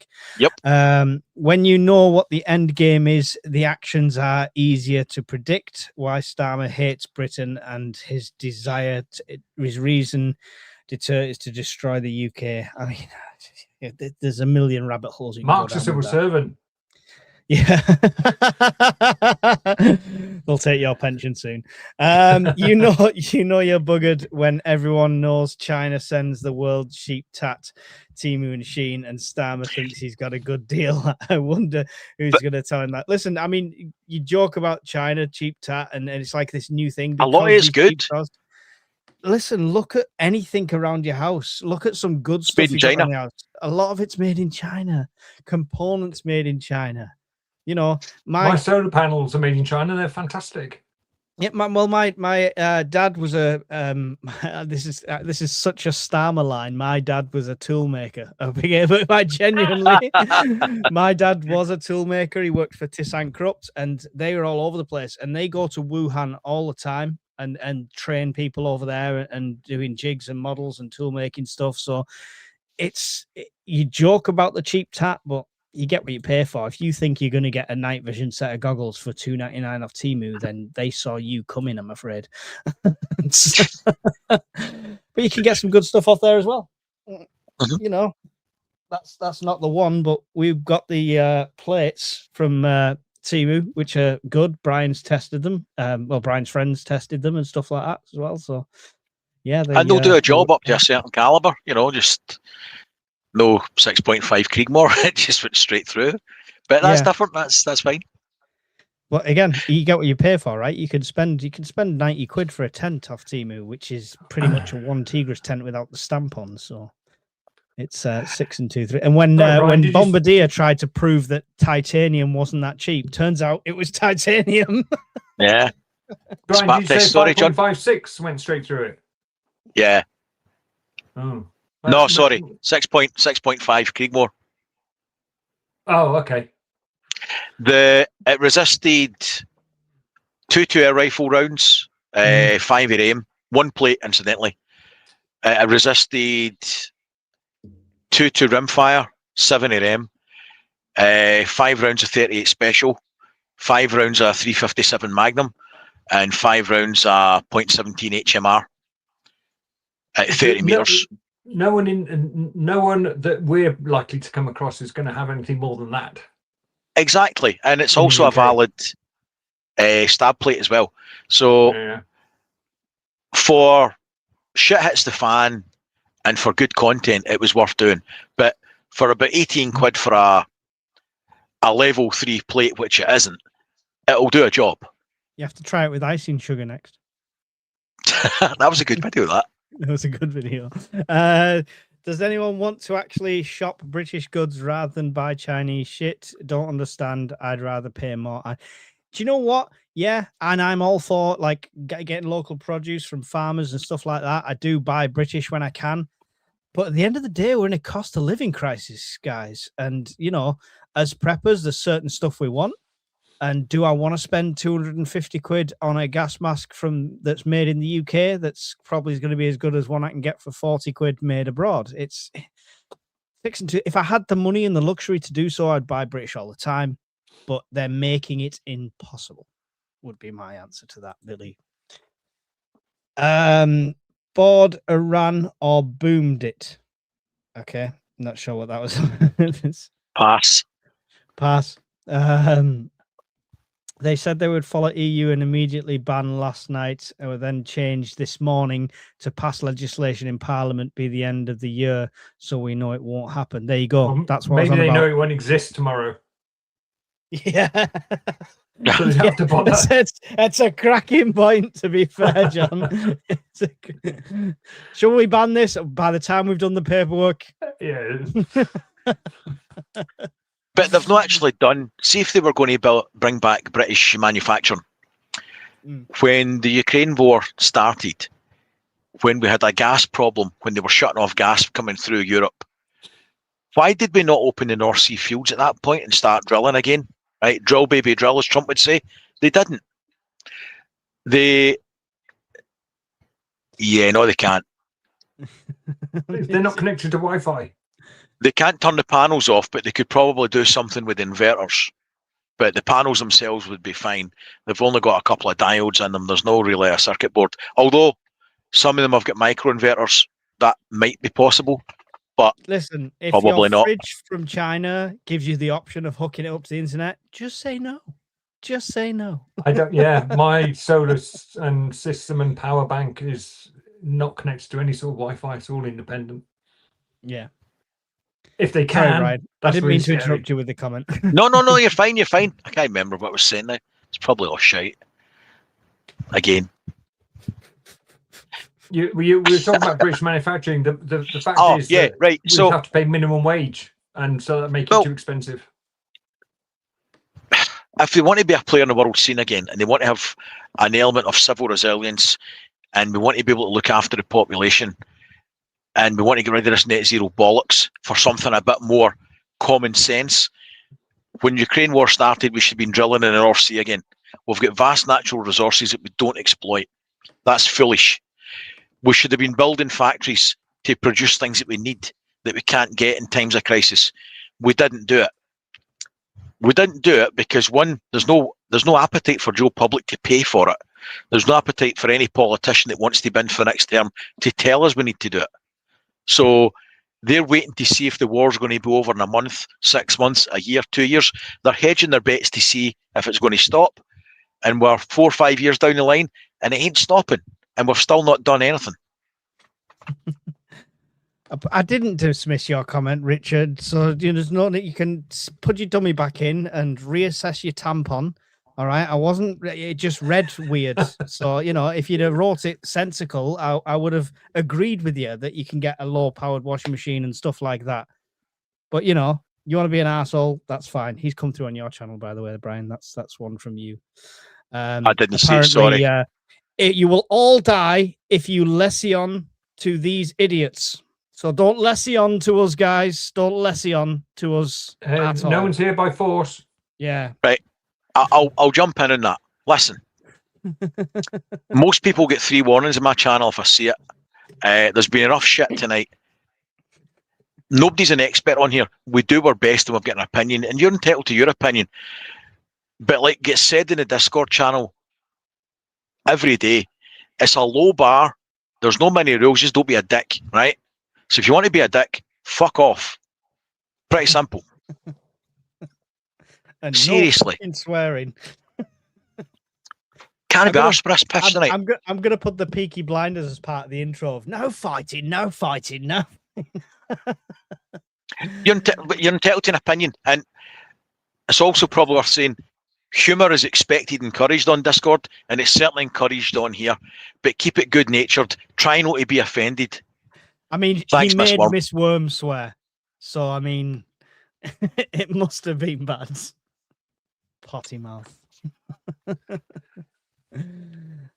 What's wrong with people tonight? Is it a full moon? Says Calloway. Snow moon, Could yeah. be. I'm lessing all the time. I mean, anyway, let's not listen, tease him. It's done. Mike's slip-dexic best of times, all right? So if I read a comment and I look confused, it's not dismissive. It's because you've wrote it in a way that Mike can't. Small words, small sentences, please. The last time last time factory about I worked in window screen whippers factory. Lol. This is what I mean. How am I supposed to read this? 1990s clothes. They don't want us to make anything.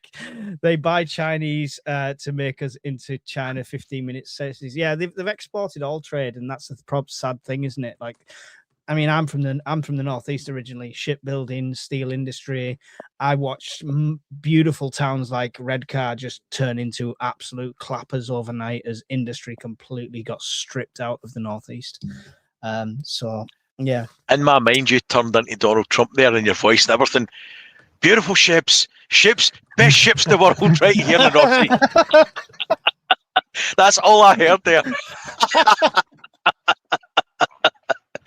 Biggest ships in the world, beautiful big ships. Shocking. Yes, yes, Jonathan, it is going well. We've had fights in Brian's. We've had crazies in Brian's. It's Brian. It's you. You're bringing all the crazies. I could fuck up a free lunch. You should go for government. Net zero, high energy prices, part of 15-minute city agenda. They won't reopen North Sea oil. What's this 15-minute city agenda? What do you guys know about this theory? We'll call it a theory. Not a lot, if I'm being honest. It's supposed to be to get rid of mechanical transportation in your city. You should be able to get anywhere and get any service that you require within 15 minutes of your door, either on public transport, by cycle, or by walking. Thank you. Well, that's a GPs. load of crap, because you damn sure can't get a GP appointment 15 the minutes theory. anywhere in this frigging country. Even if you lived on the doorstep. I struggle to go up the stairs with my ankle around 15 minutes for a piss. Hey, What chance have I got in a city? This is not my policy. I need 15 minute stairs.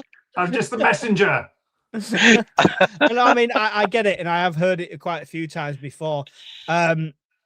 It's the ultimate net zero, right? And then they're talking about controlling people so you can only travel so often. Which, I mean, for people like me, where my family's down in the Midlands, we're in the Northwest, and her family's up in Scotland, we travel constantly. So they talk about credits and how much you'd be able to travel a year. Surely they couldn't get away with that. That massive Saudi Arabian thing's been cut back, hasn't it? What was that thing they were building? That city, that big long, massive long line thing. Yeah, it's been drastically cut back, 80% cut back or something, because someone's decided it's mental, which it was anyway. Yeah, I felt like they'd watched an episode of Judge Dredd and thought we could do something like that. Let's build a megacity. I didn't want to use the word bomb, so my sentence you wrote out would have made sense. All right, okay. Sorry about that. Just going to jump in there with something. Nobody knows everything on here. Some people have got strong opinions on things. Try and let it roll over your head, right? A lot of people are getting bent out of. A lot of people are getting bent out of shape, rightly or wrongly, and it's Friday and everybody's tired. Just take a chill pill, guys. I don't see what the problem is tonight. There's a lesson learned. What have we said that is so controversial? Nothing. I just think there's chats going on and people are getting annoyed with one another. Just take a chill pill. Relax, guys. Guys, there's nearly 200 of you in here. I'm trying to monitor the chat. I'm trying to read out what I can. You know, the system, when you become a member or anything like that, it automatically stars and bumps it. But other than that, it's literally me going through having to read all this while maintaining a conversation. So it's Mike's fault. Patience. If I read your message out wrong, I apologize. It's not meant in deep offense, but you know, there's a video back on my channel if you're interested. If you go back a couple of months and the title says my fucking channel. All right. So just go and listen to that and then come back with your opinion afterwards. It's fine. I've come off mic, says some clown totally dismissed and mugged me off. And I'm like, what the fuck is this guy's probs? If you think you know better, fares, but don't shoot peeps down. I didn't see it, Billy. I don't know what you're talking about. Are you talking about me? Or are you talking about somebody in the comments? I've no idea. I don't know. I missed it. It really does not bother me which channel you are watching this on. You know, I'm more than the more people go over and support Brian's, get his watch hours up, I'm more than happy with that. So really doesn't matter what you switch between. I see chats from both sides, and I try and start what I can. Losing track of even who said that. Yes, me too. Can we get back to the topic of the whole world? Line in the sand. Apart? Nobody said nothing. Just move on. I ain't saying nothing. Blame it on the planet sending everyone a bit odd. There we go. I like this payday special brew answer. That's the best one. Be normal. Listen, if it's payday and you buy a special brew, you've got more than enough to give to the Bradley Lowry Foundation via my Just Giving link or via the PayPal, and you know, give a quid or two, £1 or £2 towards the charity. It would be absolutely awesome. So there you go. Right. So, there you go. So do you think it's coincidence that 3 million Epstein files have been released this afternoon? Oh, there we go. Look, there's a question. Well, yeah, you're right. It's that's getting leaked out every time there needs to be a distraction, right, John? Yeah. Parching military complex. There you go. See, that was my money was on tonight. Yeah. Military complex, a site that's been linked in the past to weapons and nuclear. Unconfirmed. Interesting. If anybody's got any more details on that, I did see before I came on that the usual suspects have started streaming the skylines of Israel and Iran. So I expect something when they appear. But yeah, thank you for that, Whiskey Jack. Always happy to get intelligence in. Listen, we learn as much from you as we try and give out. So absolutely, it's all appreciated. Unagenda 2030 covers 15-minute cities. C40 cities. I'm not sure what they are. Covers banning private car ownership, air travel and shipping until it's all electric, plus added bonus CBDCs and digital ID. Well, digital ID, we know they're trying, but another technical U-turn and stuff like that. But yeah, I've heard this Agenda 2030 many times, but I feel like I want to be devil's advocate, guys, right? So don't hate me. Don't get all the abuse in the comments. I'm going to Brian's channel because Mike doesn't listen to me.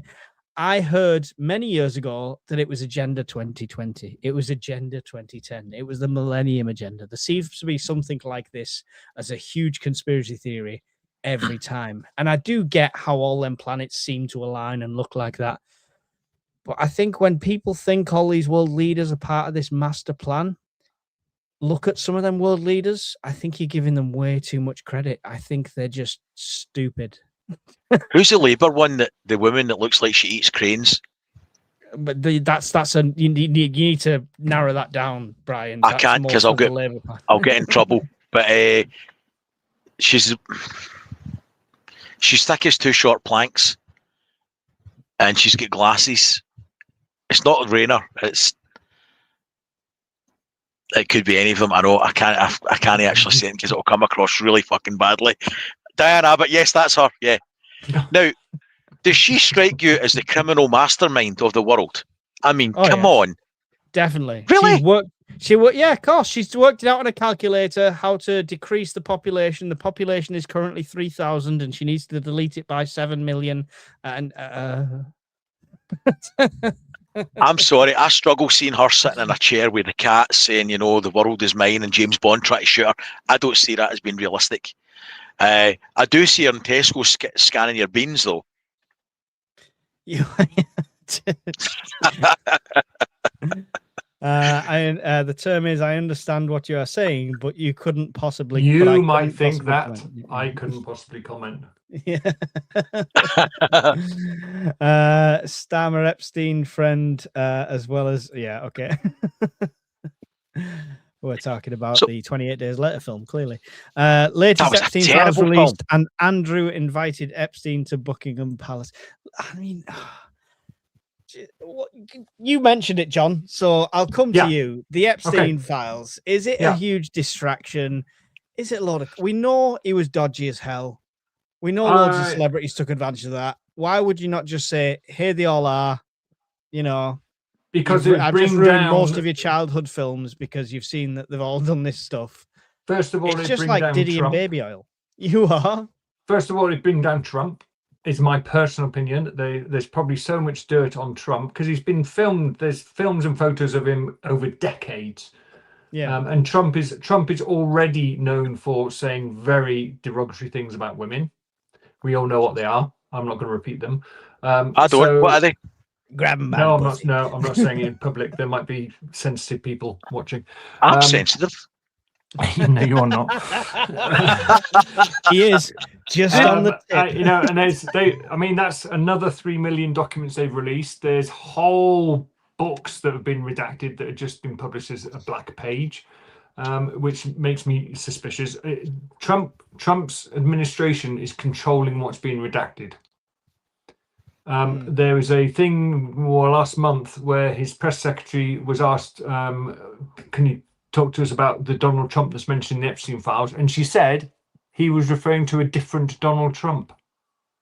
She actually said that out loud in a press conference. Yeah. So I think he is deeply involved with it, and him and many other people they'd go to jail. All the so-called Illuminati, whatever you want to call them, all the top tier men in America would be. She gets a lot of bad press, that Caroline Leavitt, and me personally, I think she comes across very articulate and seems like a really nice person. And I think she's entirely. How do you know she's lying? The mouth's open. All right. Exactly. Lips are moving. No, I mean, see, for me, if this was the case, why have they not just been succumbed to some magical fire and, oh no, we've lost all the Epstein files in this data breach? Or it just feels like that would be the better option to get just, or is it so they can use it for stuff like this? I think at the next election, if there is one controversial, the full files will be released unredacted, and I think there's a lot of powerful men out there who are quite scared. But by that time, World War III will have happened. Yeah, they're not. They'll all be Don't have living to on worry their own about it private islands because we're all getting wiped off the face of the earth tonight. See, tonight. That was a joke. Cheers, John. Talking about Thanks. doom and gloom. I'm not going to have to mark up sell-by dates nor a shit behind me then and put it away. Thanks, John. Saved me so much work. I'm nearly out of council pop here. Council pop. I've got some single malt. So- I'm all right. And before anyone kicks off, I can say that because I grew up in a council house. So there you go. I'm we still call in it one, council an pop. ex-council house. We used to call it council pop. Indicate Trump and 13-year-old girl. The mirror earlier. there you go. Apparently. I don't care about it genuinely. I just, it's just, yeah. It's a classic distraction tactic. Exactly. Why? It's that is nothing in that file, right? Not that I agree with any of it, right? People do bad shit, they get punished. That's fine. Nothing in that file affects the way I need to prep. No, right? Not at all. Unless I was on the island. I swear I wasn't. But nothing else needs to be. It doesn't affect the way I prep at all. So Are you sure, Mike? Don't take your eye off the stuff that can affect you for tabloid. Look, you need to look at what they don't want you to look at. Exactly. Can I answer one quick question on the chat? Yeah, go for it. What's your next giveaway, Brian? It's on Sunday, and it's an SAS survival book by Lofty Wiseman, which is the pocket one. It's up there. So it's a members only giveaway. If you're a channel member, type book in the chat, and the draw will be on Sunday night at 7 o'clock. After that, it's a Kelly Kettle. Brian's channel. If you're watching on my channel, you've got to be a member of Brian's channel for that draw, just so you're aware. That book and it's a quid. It's a pound. It's a pound, and everything raised through his channel will go into more giveaways and more testing, which is awesome. He's a very nice guy. I put it towards bills and heating the house, you know. Have you tested that carbon monoxide thing yet? No. It's I actually put it in the kitchen ready to do a video, but I've put out 10 videos in 7 days and 2 lives. I didn't know you're on holiday. So I'm saying I've put wow. No, but I mean it's just I literally I've got a list as long as my arm of stuff I need to test. Idle sent me that ages ago and wanted me to do a review on it, and it's just I'm cool with cancelling lefties, so it means actors might like in a movie, TV show with them. Sorry, not watching. I mean, yeah, Hollywood's gonna be screwed. Do you know what they should do? I've got the final solution for this. Print out the Epstein Probably files. not a statement I would have used there. Print out yes. Okay. Not a good choice of words, Mike. I don't have to put up with this. Print out the files, give them to Ricky Gervais before the next Golden Globes. He will sort it all out. All right, there you go. There's your bombshell. That would be worth watching. Yeah, I mean, people are named, but guys, I'm really not interested in the Epstein files. I'm going to skim past the comments. I genuinely am. Has anyone got an update on what's happening in Iran? I don't know. What is Doomsday? Whatever you want it to be. Doomsday is. Does he mean Doomsday Clock? I don't know, but yeah. Well, I mean, the Doomsday Clock. What this was all about is basically. Go on, John. For the people that. Okay, so the Doomsday Clock. It was invented by Einstein and Oppenheimer and a few of his mates.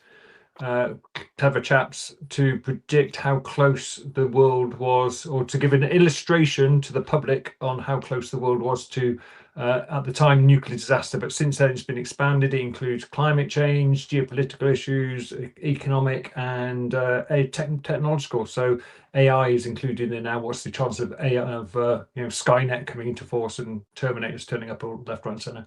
And it's the closest it's ever been. It's 85 seconds to midnight.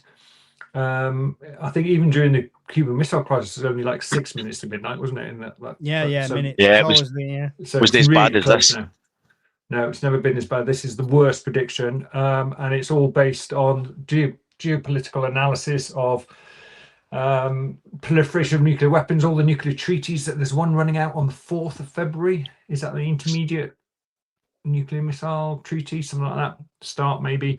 I think that's the last one to go on it. Yeah, it's the last one to go. And the fact that most of the current nuclear nations are actually increasing their stock of nuclear weapons, and I think 3 have declared they're going to start testing again: Russia, America, and China. So that's the main reason for them moving it closer to midnight. Hope I've answered your question up the hill and round the corner. That was a good answer. I've got an alternative theory. Go. Right, Doomsday is the day before payday, right?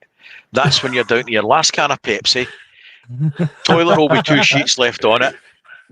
All you've got is Rice Krispies in the cupboard, and there's not many of them left, and you ran out of milk 3 days ago. That is Doomsday. That's me a week after payday.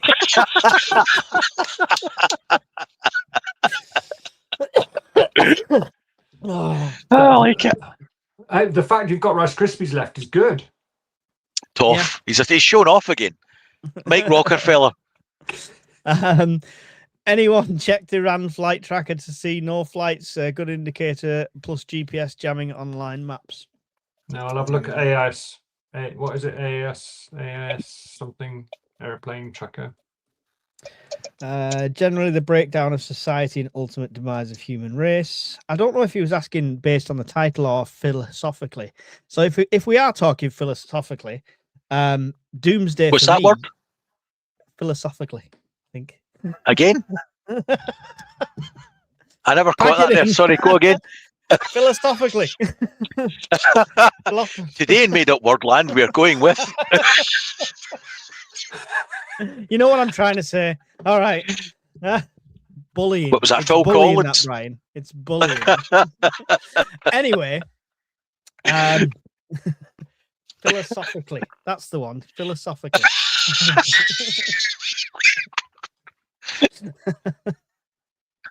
Anyway, I forgot what I was saying. There's still airlines over Iran, so. Doomsday is anything that impacts you individually. I would say Doomsday doesn't have to be the end of the world, the 4 horsemen of the apocalypse and the second coming and all of that lot. It could literally be your boilers exploded, your roof's been blown off. It's an individual SHTF. So Doomsday is just a term used like the Doomsday preppers and stuff like that, which I hate. That's what the radio used today before they introduced me. I heard that. Yeah, I heard that too. And I hate it because it tries to paint us in a light that we're not. Don't tread on me. 825 became a member on your channel there, Brian. Welcome to the Madhouse. Thank you very much for your support. Whiskey Jack, it's not paranoia if I'm calm, hydrated, and fully stocked for 12 to 18 months. Exactly. Absolutely. Exactly, Whiskey Jack. Thank you very much for the £5 super chat. That's appreciated. Iranian airspace is clearing, but it's not empty yet.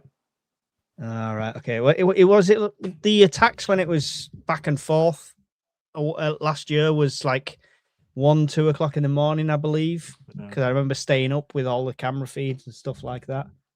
You know, but yeah. Yeah, there's probably a couple of dozen airliners over Iran at the moment in Iranian airspace, but they all look like they're making a hasty exit. They've all pushed south over the Gulf. There's hundreds to the south. Get your last questions in, guys. If you want any questions in, we'll be ending soon. We can't keep everyone on all night. Here's a quick one for you from me, though, John. Yeah. We talked the other night about resilience and the government's terrible website and stuff like that, and that other places are putting leaflets out and stuff like that. Will this Doomsday clock change push anyone in the right direction to make more of a decision in getting the UK resilience, do you think? On its own, no. My feeling at work is that it's gaining traction. The ministers are now starting to talk about it. The ministers are now starting to ask advice on what should we be doing. Should we be refreshing the website? The sectors, the food and drink sector, sort of saying, what are we going to go for 3 days or 5 days or just some, as it is at the moment, some days. So there's definitely a momentum towards getting something out, and that sort of really started about 2 weeks ago when the chief of the air staff, or chief of defence staff as he's now, appeared in front of the Home Select Committee and said, why are we not talking about this? Yeah, that was a car crash interview. Yeah. Oh yeah. So it is gaining momentum within the civil service, within Whitehall and other devolved administrations. How long it will take, I don't know. Whatever it takes, it's too long, right? It should have been done. It should have been done. You might say that. I couldn't possibly comment. Question: what is the one thing you would rush out and buy if a strike on Iran happens tonight? Unleaded petrol. I was just going to say fuel. Oh, I like that. Fuel. Because they close the Strait of Hormuz. Yeah. Don't mind it. Any escalation in the Persian Gulf risks a spike in oil prices. I bought 40 litres today. As simple as that. Yeah. So that would immediately hit our petrol stations. They don't wait until the barrels are shipped over and stuff like that. If the price is affected, it will go up tomorrow. Yeah, even though they've got millions of gallons stored that they paid a cheaper price, though, bastards. Yeah, that's how they make a nice little bit of profit in between all this fiasco. So, that fuel. I was going to say fuel. That's a good call. I can't think of anything else that I would need instantly and stuff like that. So there's nothing else I'd go out and buy. It would be fuel for me. Anything different? At the very least, just top the car up. Yeah. Definitely. Never below half a tank. Never below half. I've gone posh. I've gone Welsh water. Brecon Carreg. Look at that. It's bad water. Went out of date in November, but hey. Out of date water. Oh, just put a bit of out of date salt in it. Oh, that's tastes beautiful, that Welsh water. Oh. What's this propaganda? What's going on? He probably owns a company. I would not be sat here if I owned Brecon Carreg water. You might just be eccentric. I'm going to slum it with the little people. Most of us are. I'm an eccentric millionaire without the millions. Yeah, sat in my massive house. Has he just nipped off to buy some more petrol? We'll be fine though, because fortunately we've got a really good energy policy, and all the natural resources of the North Sea, we're trundling away good guns, drilling down and extracting all that oil and refining it into petrochemicals and products that we can use independent of the rest of the world. Oh no, wait, we shut all that down. We're fucked. And Grangeman's closed. Yep, with no refinery. Thank you, Metalhead Doc. It's laughable. I never let my vehicle go half on thing. I'm just making sure there's no. That's just a generally sound thing to do. It's just it comes from the military. It's ingrained in me. Never let your fuel tank go below half. Yeah, that's what I've always had. You know, it's not always the case. Sometimes it's like, we've got 33 miles on the range. It'll be fine. Probably 40. That's a money dictation thing more than anything else. The closer you get to payday, the risk profile changes quite a lot, though. It does massive. If it goes from full tank to a fiver. If shit hits the fan a week before payday, we best know where all the fucked. local horses and saddles are. Mike, for our 1 second later chat, when it happens, can you just put in a question about the timing of what happened in terms of the calendar? I'd quite like to talk about that. Oh yeah, I mean, it'll be open for us to discuss any of that. I'm literally rereading it now to refresh myself. So, it's such a good book. It is a great book. I'm literally up to very early on. So Ben's a nice guy, kind of thing. That early level. So, and he's just come back with buckets of No ice spoilers. and medication. So yeah, that's about it. That will be spoilers, by the way, guys. We are going to do a 1 second after podcast soon, where we talk all about the book, and not to advertise it in any way, shape, or anything like that. There's going to be a film coming out soon. I expect Hollywood to ruin it, but we want to discuss how directly it might have affected our prepping or made us think about prepping differently and stuff like that, and talk about the stuff that goes on and the timelines of that, obviously. So see if you get like the Lofty Wiseman survival book, you should have this right next to it 1 second after, because it covers so much about human psychology and how they behave when things go wrong, that alone is worth just as much as a book telling you how to survive. That tells you how people will force you to survive, and you should really read it. Please, if you don't read a lot, even get it in an audiobook, listen to it in the car. It's such a good book for preppers. Couldn't agree with you more, Brian. The psychological and mental aspect of the book is spot on. Not that That's in really that good situation, but I will say the sequels are good for following on with characters, but not as they're pretty shit.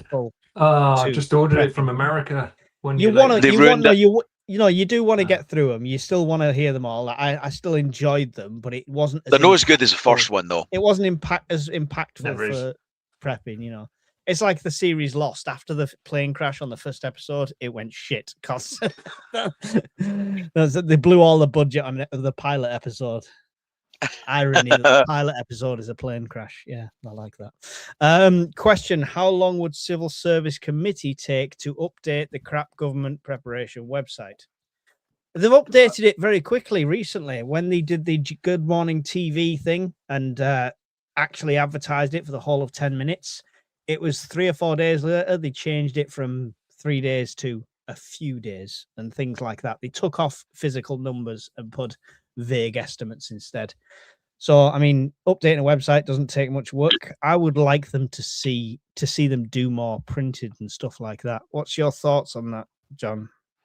Yeah, my experience, I've been in the civil service 5 years now, is it's all driven from whatever the hot topic is for the day. As you said, Mike, if it gets on GMTV or BBC News, things can happen very, very quickly. If it's struggling, if it's not on the radar, as it were, of the politicians, it can take months, if not years. So yeah, it's just, if it's politically sensitive, things will change very quickly. Yeah. Our biggest power station here in Ireland has changed from coal to oil and renewable recently. Couldn't make this shit up. There was practically nothing bad coming out the chimney as it burnt so hot. Longannet Power Station, just opposite the Kincardine Bridge in Scotland. They invested millions putting carbon capture on the chimneys. It was one of the most clean burning power stations. They flattened the fucker. Yeah. It's we're making the rods for our own backs, right? Are the other two books as good as the 1 second after? They're good reads. They're good fictional reads. They're not as good as in using it as prepping guidance. Not that you'd use it as prepping guidance, but it just made me think. So, without spoiling the stream we're going to do, it made me question my ethical choices and my timelines over prepping, as did the events we've witnessed in Spain, as did COVID. When we see these things in real life, it does make us rethink things. So, yeah. The final batch of Epstein files mentions Musk, Gates, and Trump. That means the war's going to start tomorrow. I get commission on that link. There you go. Go use Miss Worm's link. Shocking. Oh, there you go. Yeah, BBC's reporting Trump is mentioned hundreds of times in the latest files released. Oh dear. So yeah, Iran's getting it tonight. Yeah, I need a massive distraction now. Iran and Moscow at the same time. Oh Jesus. We're going to use our missiles. Beautiful missiles. Bill Gates apparently caught an STI. He said that's absurd and false. I don't know who caught it off. He said while scratching like this. Yeah. Is him to get any cocktails, umbrellas? He said. Oh. You was talking about knives and convo about knives a bit too much. I timed you out, not scrubbed you off, so don't get your knickers in a twist. Good lad. Tez is having to discipline people. Okay. Everybody's going to behave and be a bit kinder. Humour's good, so just chill out. What I would say is, I'm just going to start banning people the next time. That's fine. Listen, everyone gets tired when it's a topic like this, and we're talking about because everybody's tired. Yeah, everybody's tired. Yeah. It's Friday night. It is. We're all here for the same reason. I want to learn off you guys, and we'll try and point in the right direction of what little we know, and we can have a laugh while we're doing it. But Jesus, the amount of shit tonight's been off the scale. Just chill out, guys. Chill out. Got to pay to play. Brian, I know a lot. I don't. I'm mega rich, so you know. Yes. Oh, I knew he was going to rub her nose in it there. Tough. That bottle of Stolly that he's got, it's not even water. It's Cristal. If it kicks off tomorrow in Iran, what can we expect to happen here, as well as the fuel going up? I wouldn't like to tell you what to expect. What I would tell you is be more vigilant and look out for anything potential, because I mean the risk of sleeper cells is a genuine risk. The risk of fundamentalists, even if they're not activated by some sort of channels, just taking it on their own account, going, oh my God, this is happening and I love them, so I'm going to go and do something stupid. It's a genuine risk. Just be vigilant. Situational awareness. I forgot to put the price back up on my situational awareness leaflet, so it's still completely free on the shop. So go and download it for free because I'm an idiot. So go and take advantage of that. It talks about situational awareness if you don't know what we say when we talk about it, but very simple things you can practice. That's what I'd say. What any guys, do you want to add anything to that? What can we expect to happen here, as well as fuel going up? Mostly your points. Sorry, John, on you go, bud. No, honestly, it's fine. I'll jump in later. It's cool. You're all good. Yeah, it's no problem. First of all, it will depend on what reaction, if any, Iran manages to produce. It could be anything from nothing at all to big red button, and anything in between. So if they manage nothing at all, nothing will change. Probably the price of fuel probably won't go up. If they manage sort of an intermediate response, like we've closed the Strait of Hormuz and we anything that tries to go through, we're going to attack, the price of fuel will go up, and then in time other things will start to go up, because nearly everything is related to energy, fuel. Manufacturing anything takes energy. Logistics takes energy, mostly fuel. We won't even talk about big red button. If there are asymmetric attacks in the UK, you probably it'll be proportionate. If there's one attack in London, some guy drives a car into a crowd, we've had that before.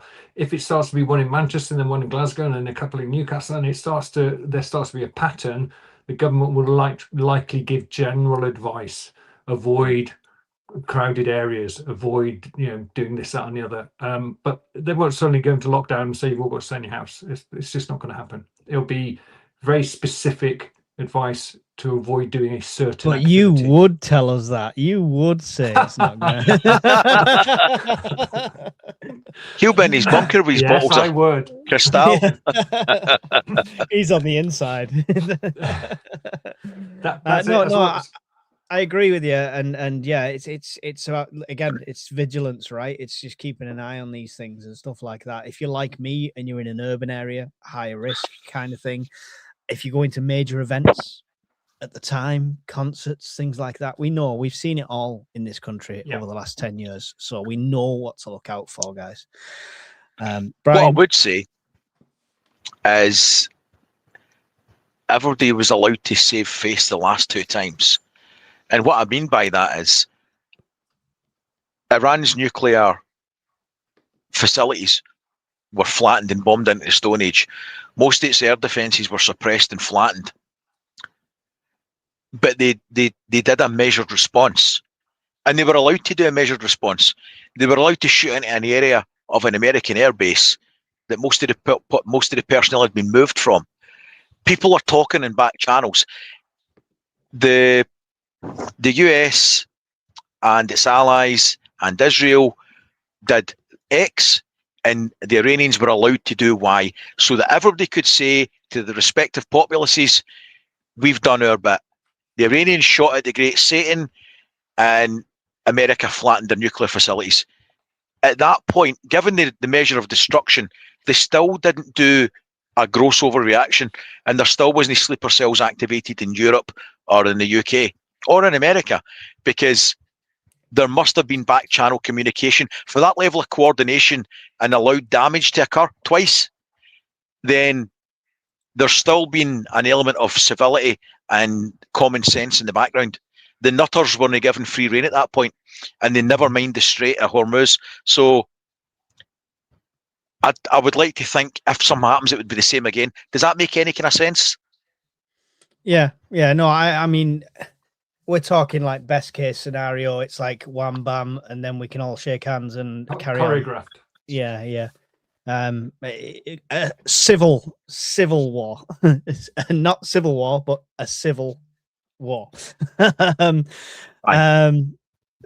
Thank you, Prepper70, for the super sticker, $2.99. Prepper70 is the one that has donated an extra copy of Disaster Ready Home, which I'm giving away in Discord. Everyone's already put the names on. The cutoff time's already on there. So I will draw that later on, and I'll do a little spinny wheel, and I'll put the video on Discord. I'm only mentioning it now, not because you can enter, but because you should join the Discord so you don't miss out on stuff. All right? So make sure you join the Discord, and thank you, Prepper70. You're absolutely awesome. Civil war order will go out if Iran orders it. Probably. Yeah. But at the moment, the lunatics haven't been given free rein of the asylum. This is my worry. If they blast the current leadership, which has had an element of control, and the nutters and the zealots are allowed to have free rein, then I would be genuinely worried. Then I would be genuinely worried about my kids going to the shops and stuff, or taking the tube. That kind of shit. Yeah. That would worry me. Yeah. It's risk assessment, right? It's at the end of the day. Yeah. We can't do anything about what's already happened unless we have a time machine. Yes, and as much as this kind of stream is a bit of a fiery, doomy, gloomy stream, we just still try and give sensible advice. We still try and keep your head screwed on, still live your life, still do everything. Nobody's telling you to run to bunkers and stuff like that. And have a laugh. Yeah, and it should be fun. Enjoy the time we have and stuff like that, but just be vigilant in your own like areas, what you're doing. Are you permitted to say what department you work for, John? Do you know what? I'm really not sure. Department X. So I'll say no. He's cute. He's from James Bond. One, what you did for a living? Work in resilience. That'll do. Works in resilience. There you go. So the government resilience department. So in other words, John doesn't exist. He's lying to us all. When James Bond Aston Martin had the headlights dropped down in machine guns, he fitted them. He works for UK Resilience. It's John in a giant warehouse, and 10 MREs sits in front of him, and he's thinking, how am I going to split this between 60 million? We're going to need a bigger and they're all boat. out of date. Yeah, they're going to need a bigger boat, definitely. That's what I like to hear. Fun. A false flag attack, most likely, says Richard Milliken. A possibility again. It's possible. It's always one of those things that people talk about. I'm ex-specialist cop. The security services know about 95% of the bad guys who are here. Sleeper cells are there to cause fear. No real danger to the wide population. Individual attacks, maybe. Yeah, I mean, I get you, and like I do believe our intelligence service are really good at keeping track of certain things, but that small percentage can do a lot of damage, and it doesn't account for people who have never been part of anything organized and suddenly just decide to take it upon themselves, because that's what we saw in Manchester and stuff like that. So yeah, there's still reasons to be vigilant, I would say. But yeah, I appreciate your point there, Urban Prepper Detective. No, well made. Yeah. Prep for the worst and hope for the best, everyone. Exactly. Can't say it better. Super. Thanks, Prepper70, for the donation. Thank you. As she come over to your side, she's spreading the love. Love it. Israel's oil infrastructure was destroyed by the Iranians at Haifa. Yeah, I remember seeing all that happen at the time. If we enter a period of civil unrest, will the government disarm the people so they can't defend themselves? What do you mean, will they? They already have.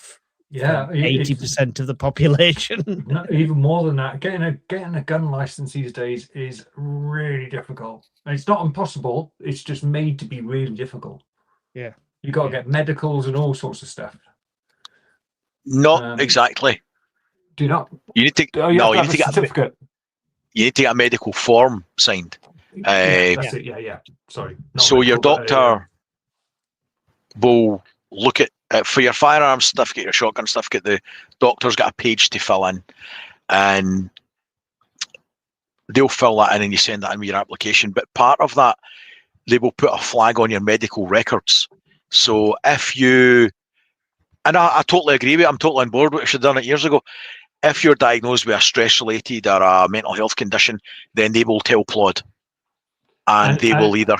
And you get a home visit as well to make sure your gun security arrangements are correct. Yeah. You'll get an interview at home, and they'll talk to you and probably talk to your wife and partner as well. And they will check the cabinets, and they'll try and pull them off the wall. And it's generally quite relaxed. They go through your form and talk to you about it. Then they'll go away for a couple of weeks, and they will do background checks. And then you will either get a yes or a no. And I will tell you that it's very regional dependent how long that couple of weeks is. Yes. Some people wait months, and there's backlogs. So it'd be interesting to see what sort of, is it 1 in 10,000 people has a gun license, 1 in 100,000? That'd be interesting. There's 180,000 in Scotland. Out of a population of 5 million. So there you go. There's not that many going around about. Most of which will have multiple firearms. Yeah. So if it's section 2, which is shotgun, which is a magazine capacity 2+1, it's generally easier to get. Section 1, because you've got to show good reason. Section 1, you would generally need to be a member of a gun club for 6 months, and they will sponsor your application, for tongue's sake. And you need to show good reason for every caliber you wish to own. And in section 1, they will dictate how many rounds of each caliber you're allowed to have. And do you have to have good reason to keep it in your house as well? If you're a member of a gun club, don't the gun club keep it? No, you can keep it at home. Okay. Oh, you can keep it at home, okay. Yeah. And even in the UK, if you want a Barrett Light 50 and you've got reason to have it, and there are specialist ranges and clubs that you can join to shoot 50 cal if you want to spend like 14 quid a shell, then you can do that. So it's not, the controls that are in place, I think, are very reasonable. It's just the legislation gets changed, and they go on about 3D printed guns and all the rest of it. And most firearms crimes are illegal gun ownership. Yeah. Most legal gun ownership that goes wrong is because people didn't do the fucking jobs that were supposed to be monitoring it. Not that there was something wrong with the rules. It was just the people that were paid to enforce the rules didn't do the fucking job. Yeah, there was a gang convicted this afternoon in South Wales, and they killed a woman with a converted starter pistol. Well, I mean, they're converted a starter pistol to fire live rounds. So do you know what that tells me? That tells me that we're over strict on stuff. If somebody wants to do harm to another person, they can use a vehicle. You can't ban all cars. They can use a kitchen knife. You can't ban all kitchen knives. It's ridiculous. They are trying to disarm the nation, in my opinion. I think that there's somebody else banned for being a prick. So cheerio. Okay. I didn't see it. I think somebody else, something like an infrastructure close down is most likely, as portrayed in Mike's little docudrama. Yes, absolutely. Yeah. I mean, when we talk about prepping, lots of things boil down to having no power, right? Because so many things can affect that. CMEs can affect it. War over Europe can affect it. Not even war on our shores. We import a lot of our power. That can affect it. Net zero can affect it. Floods, weather, everything can affect power. So that's why it all boils down to that, I think. Why the F does Trump want to be messing with 13 when he has really good looking wife and money to have that kind of a high-end girls? Yeah, you can't logic that anywhere, Brian. Footballers have been sent down when they've got, trophy wives. I would never like exactly. to be in the situation. I can understand how somebody could even do that. So Yeah. it's not a path I would even want to contemplate thinking about. He's No. obviously broken if that's what he thinks is okay. Yeah, castrate them with bricks. That's my answer. You've watched The Wanderers, haven't you? Don't fuck with the baldies. Worst that can happen is you wake in hell or, like me, heaven. There you go. I mean, hopefully the latter. I like to think this is why I'm doing charity work every year, to atone for a misspent youth and hopefully No amount of charity work. Get past St. Peter at the pearly gates. No amount of charity work is going to get you up there. Cheers, mate. Thank you for the reassurance. Now, the waxing's a different kettle of fish. Oh, yeah, the waxing, that'll get you up there. Be gone, John. Be gone. When you get the old 2-pack epoxy onto the old elephant's trunk. Well, clearly, by I would pay a lot to see that. Nobody's donating to the charity. They're all buying Special Brew and fighting in Brian's lobby. So since the waxing's not going to happen. Well, they're not now because that's 3 down. That's 3 down. Brian's taking them all out. I've only banned one. I recently got refused a shotgun search. I'm ex-military and totally sane. Do they have to give you the reason why they refused? What's that phrase? Oxymoron, is it? Ex-military and totally sane? Yeah. They don't have to give you a reason, but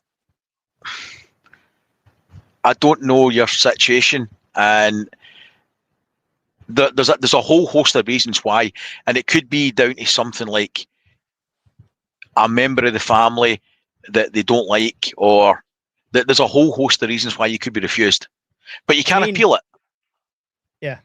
Yeah, you can definitely appeal it. It feels like it's going to be a dying art and dying sport soon anyway, because every other person suddenly is off sick with anxiety and have been to the doctors for this medication, that medication. As soon as you go and register at your doctors, because everyone's got, they don't even name them anymore. They just say, I've got mental health. All right, yeah. What does that even mean? But yeah, that's a surefire way to refuse you any chance of ever getting one. The gun club is easier. I've known people waiting 18 months. Yeah, they've changed it and all. That Hawkins was on a big waiting list, wasn't he? He's still on it.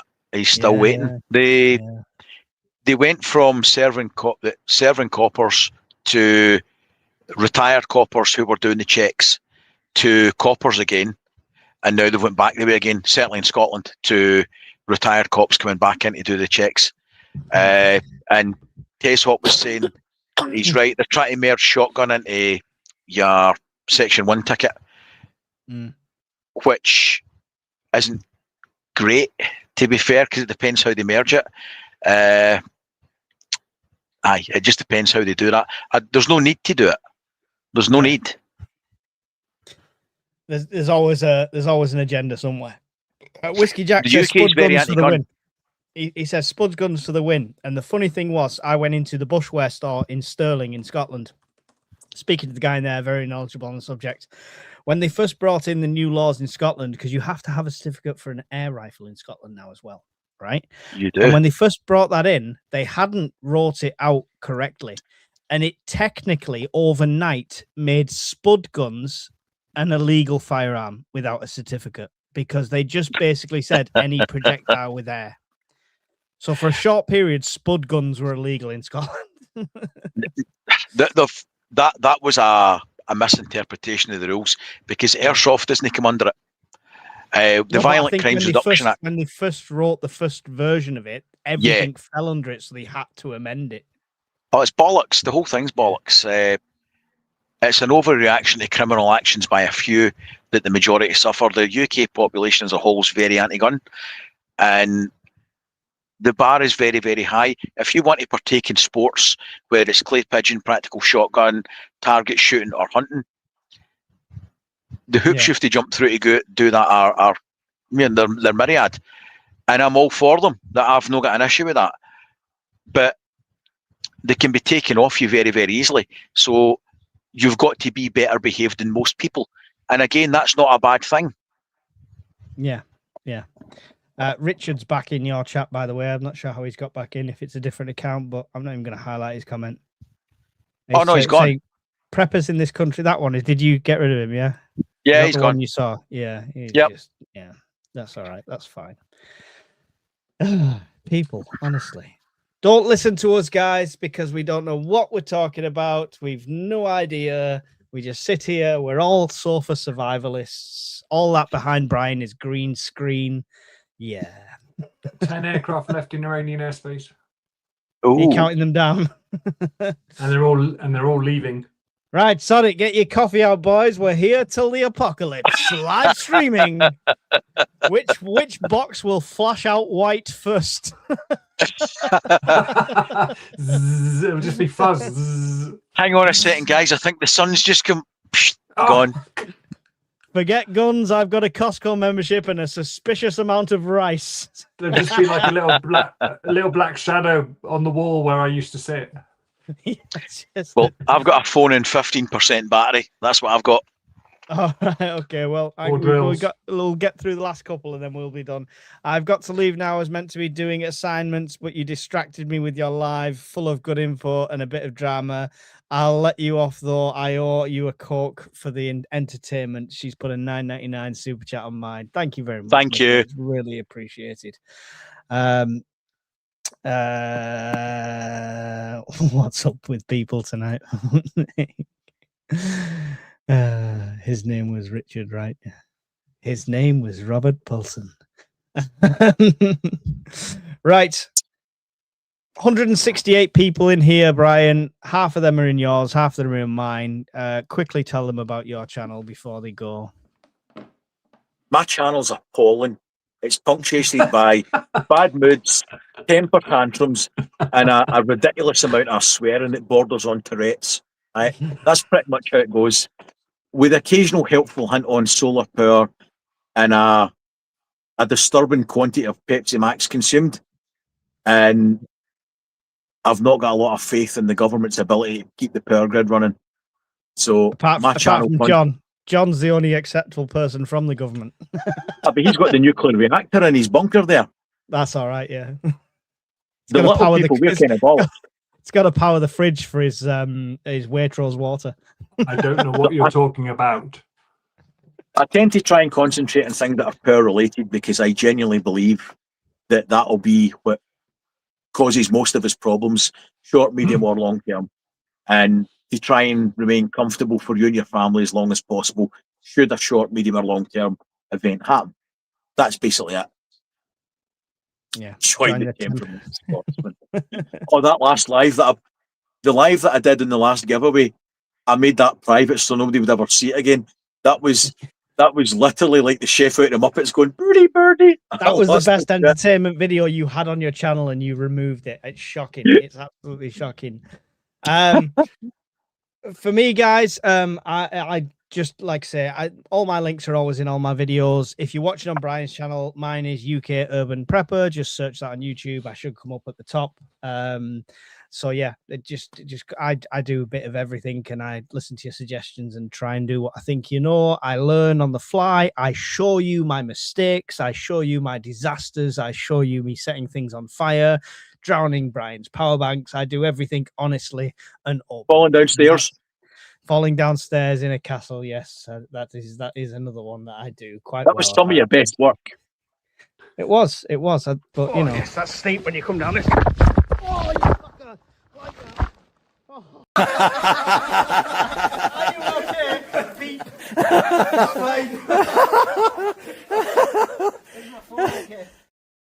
Was that your tent there on the right? That's some fly tippers. When we got there, that was already there. I was fuming about that as well. But yeah, that's all. I'm honest on my channel. That's the best I can say. So check out all the links. Please do try and support the charity. I know the West Highland Way is not an amazing achievement or anything like that, but it's still going to be a trek. It's still going to be on my own with a full kit of bags. It's going to be tough. And it's all for a really good cause, and that's what matters most. John, would you like to say goodbye to the viewers? Let them know when you're launching your YouTube channel, your anti-government YouTube channel. I wouldn't even know where to start. I'll get a man to do it for me. Thank you very much, everyone. As I'm just a humble prepper. Literally, I just prep because I enjoy it. It's my hobby, and hopefully I'll get invited back. I've had a good crack tonight. Shame a few people spoiled it, but they've been dealt with, I think. So looking forward to the 1 second later chat, whenever that is. Hopefully, if we're free next Friday, maybe we could all squeeze it in then. That would be nice if we can all remember the book as best we can. Yes, thank you. Massive thank you to the moderators tonight, both on my channel and over on yours. I see that Mel has been made a moderator on your channel as well as Tez. Tez is awesome, by the way. He was my first ever gifter on my channel from day one. He sent me the medical kit, which I think is awesome, and I'll always remember that. Miss Worm, our chief mod over here, kicking everyone's ass, evil girl, scary evil psychic. Thank you for putting up with all of this tonight, and we will see you all. We'll see some of you on Sunday for a Preppers Fireside. So till then, and goodbye.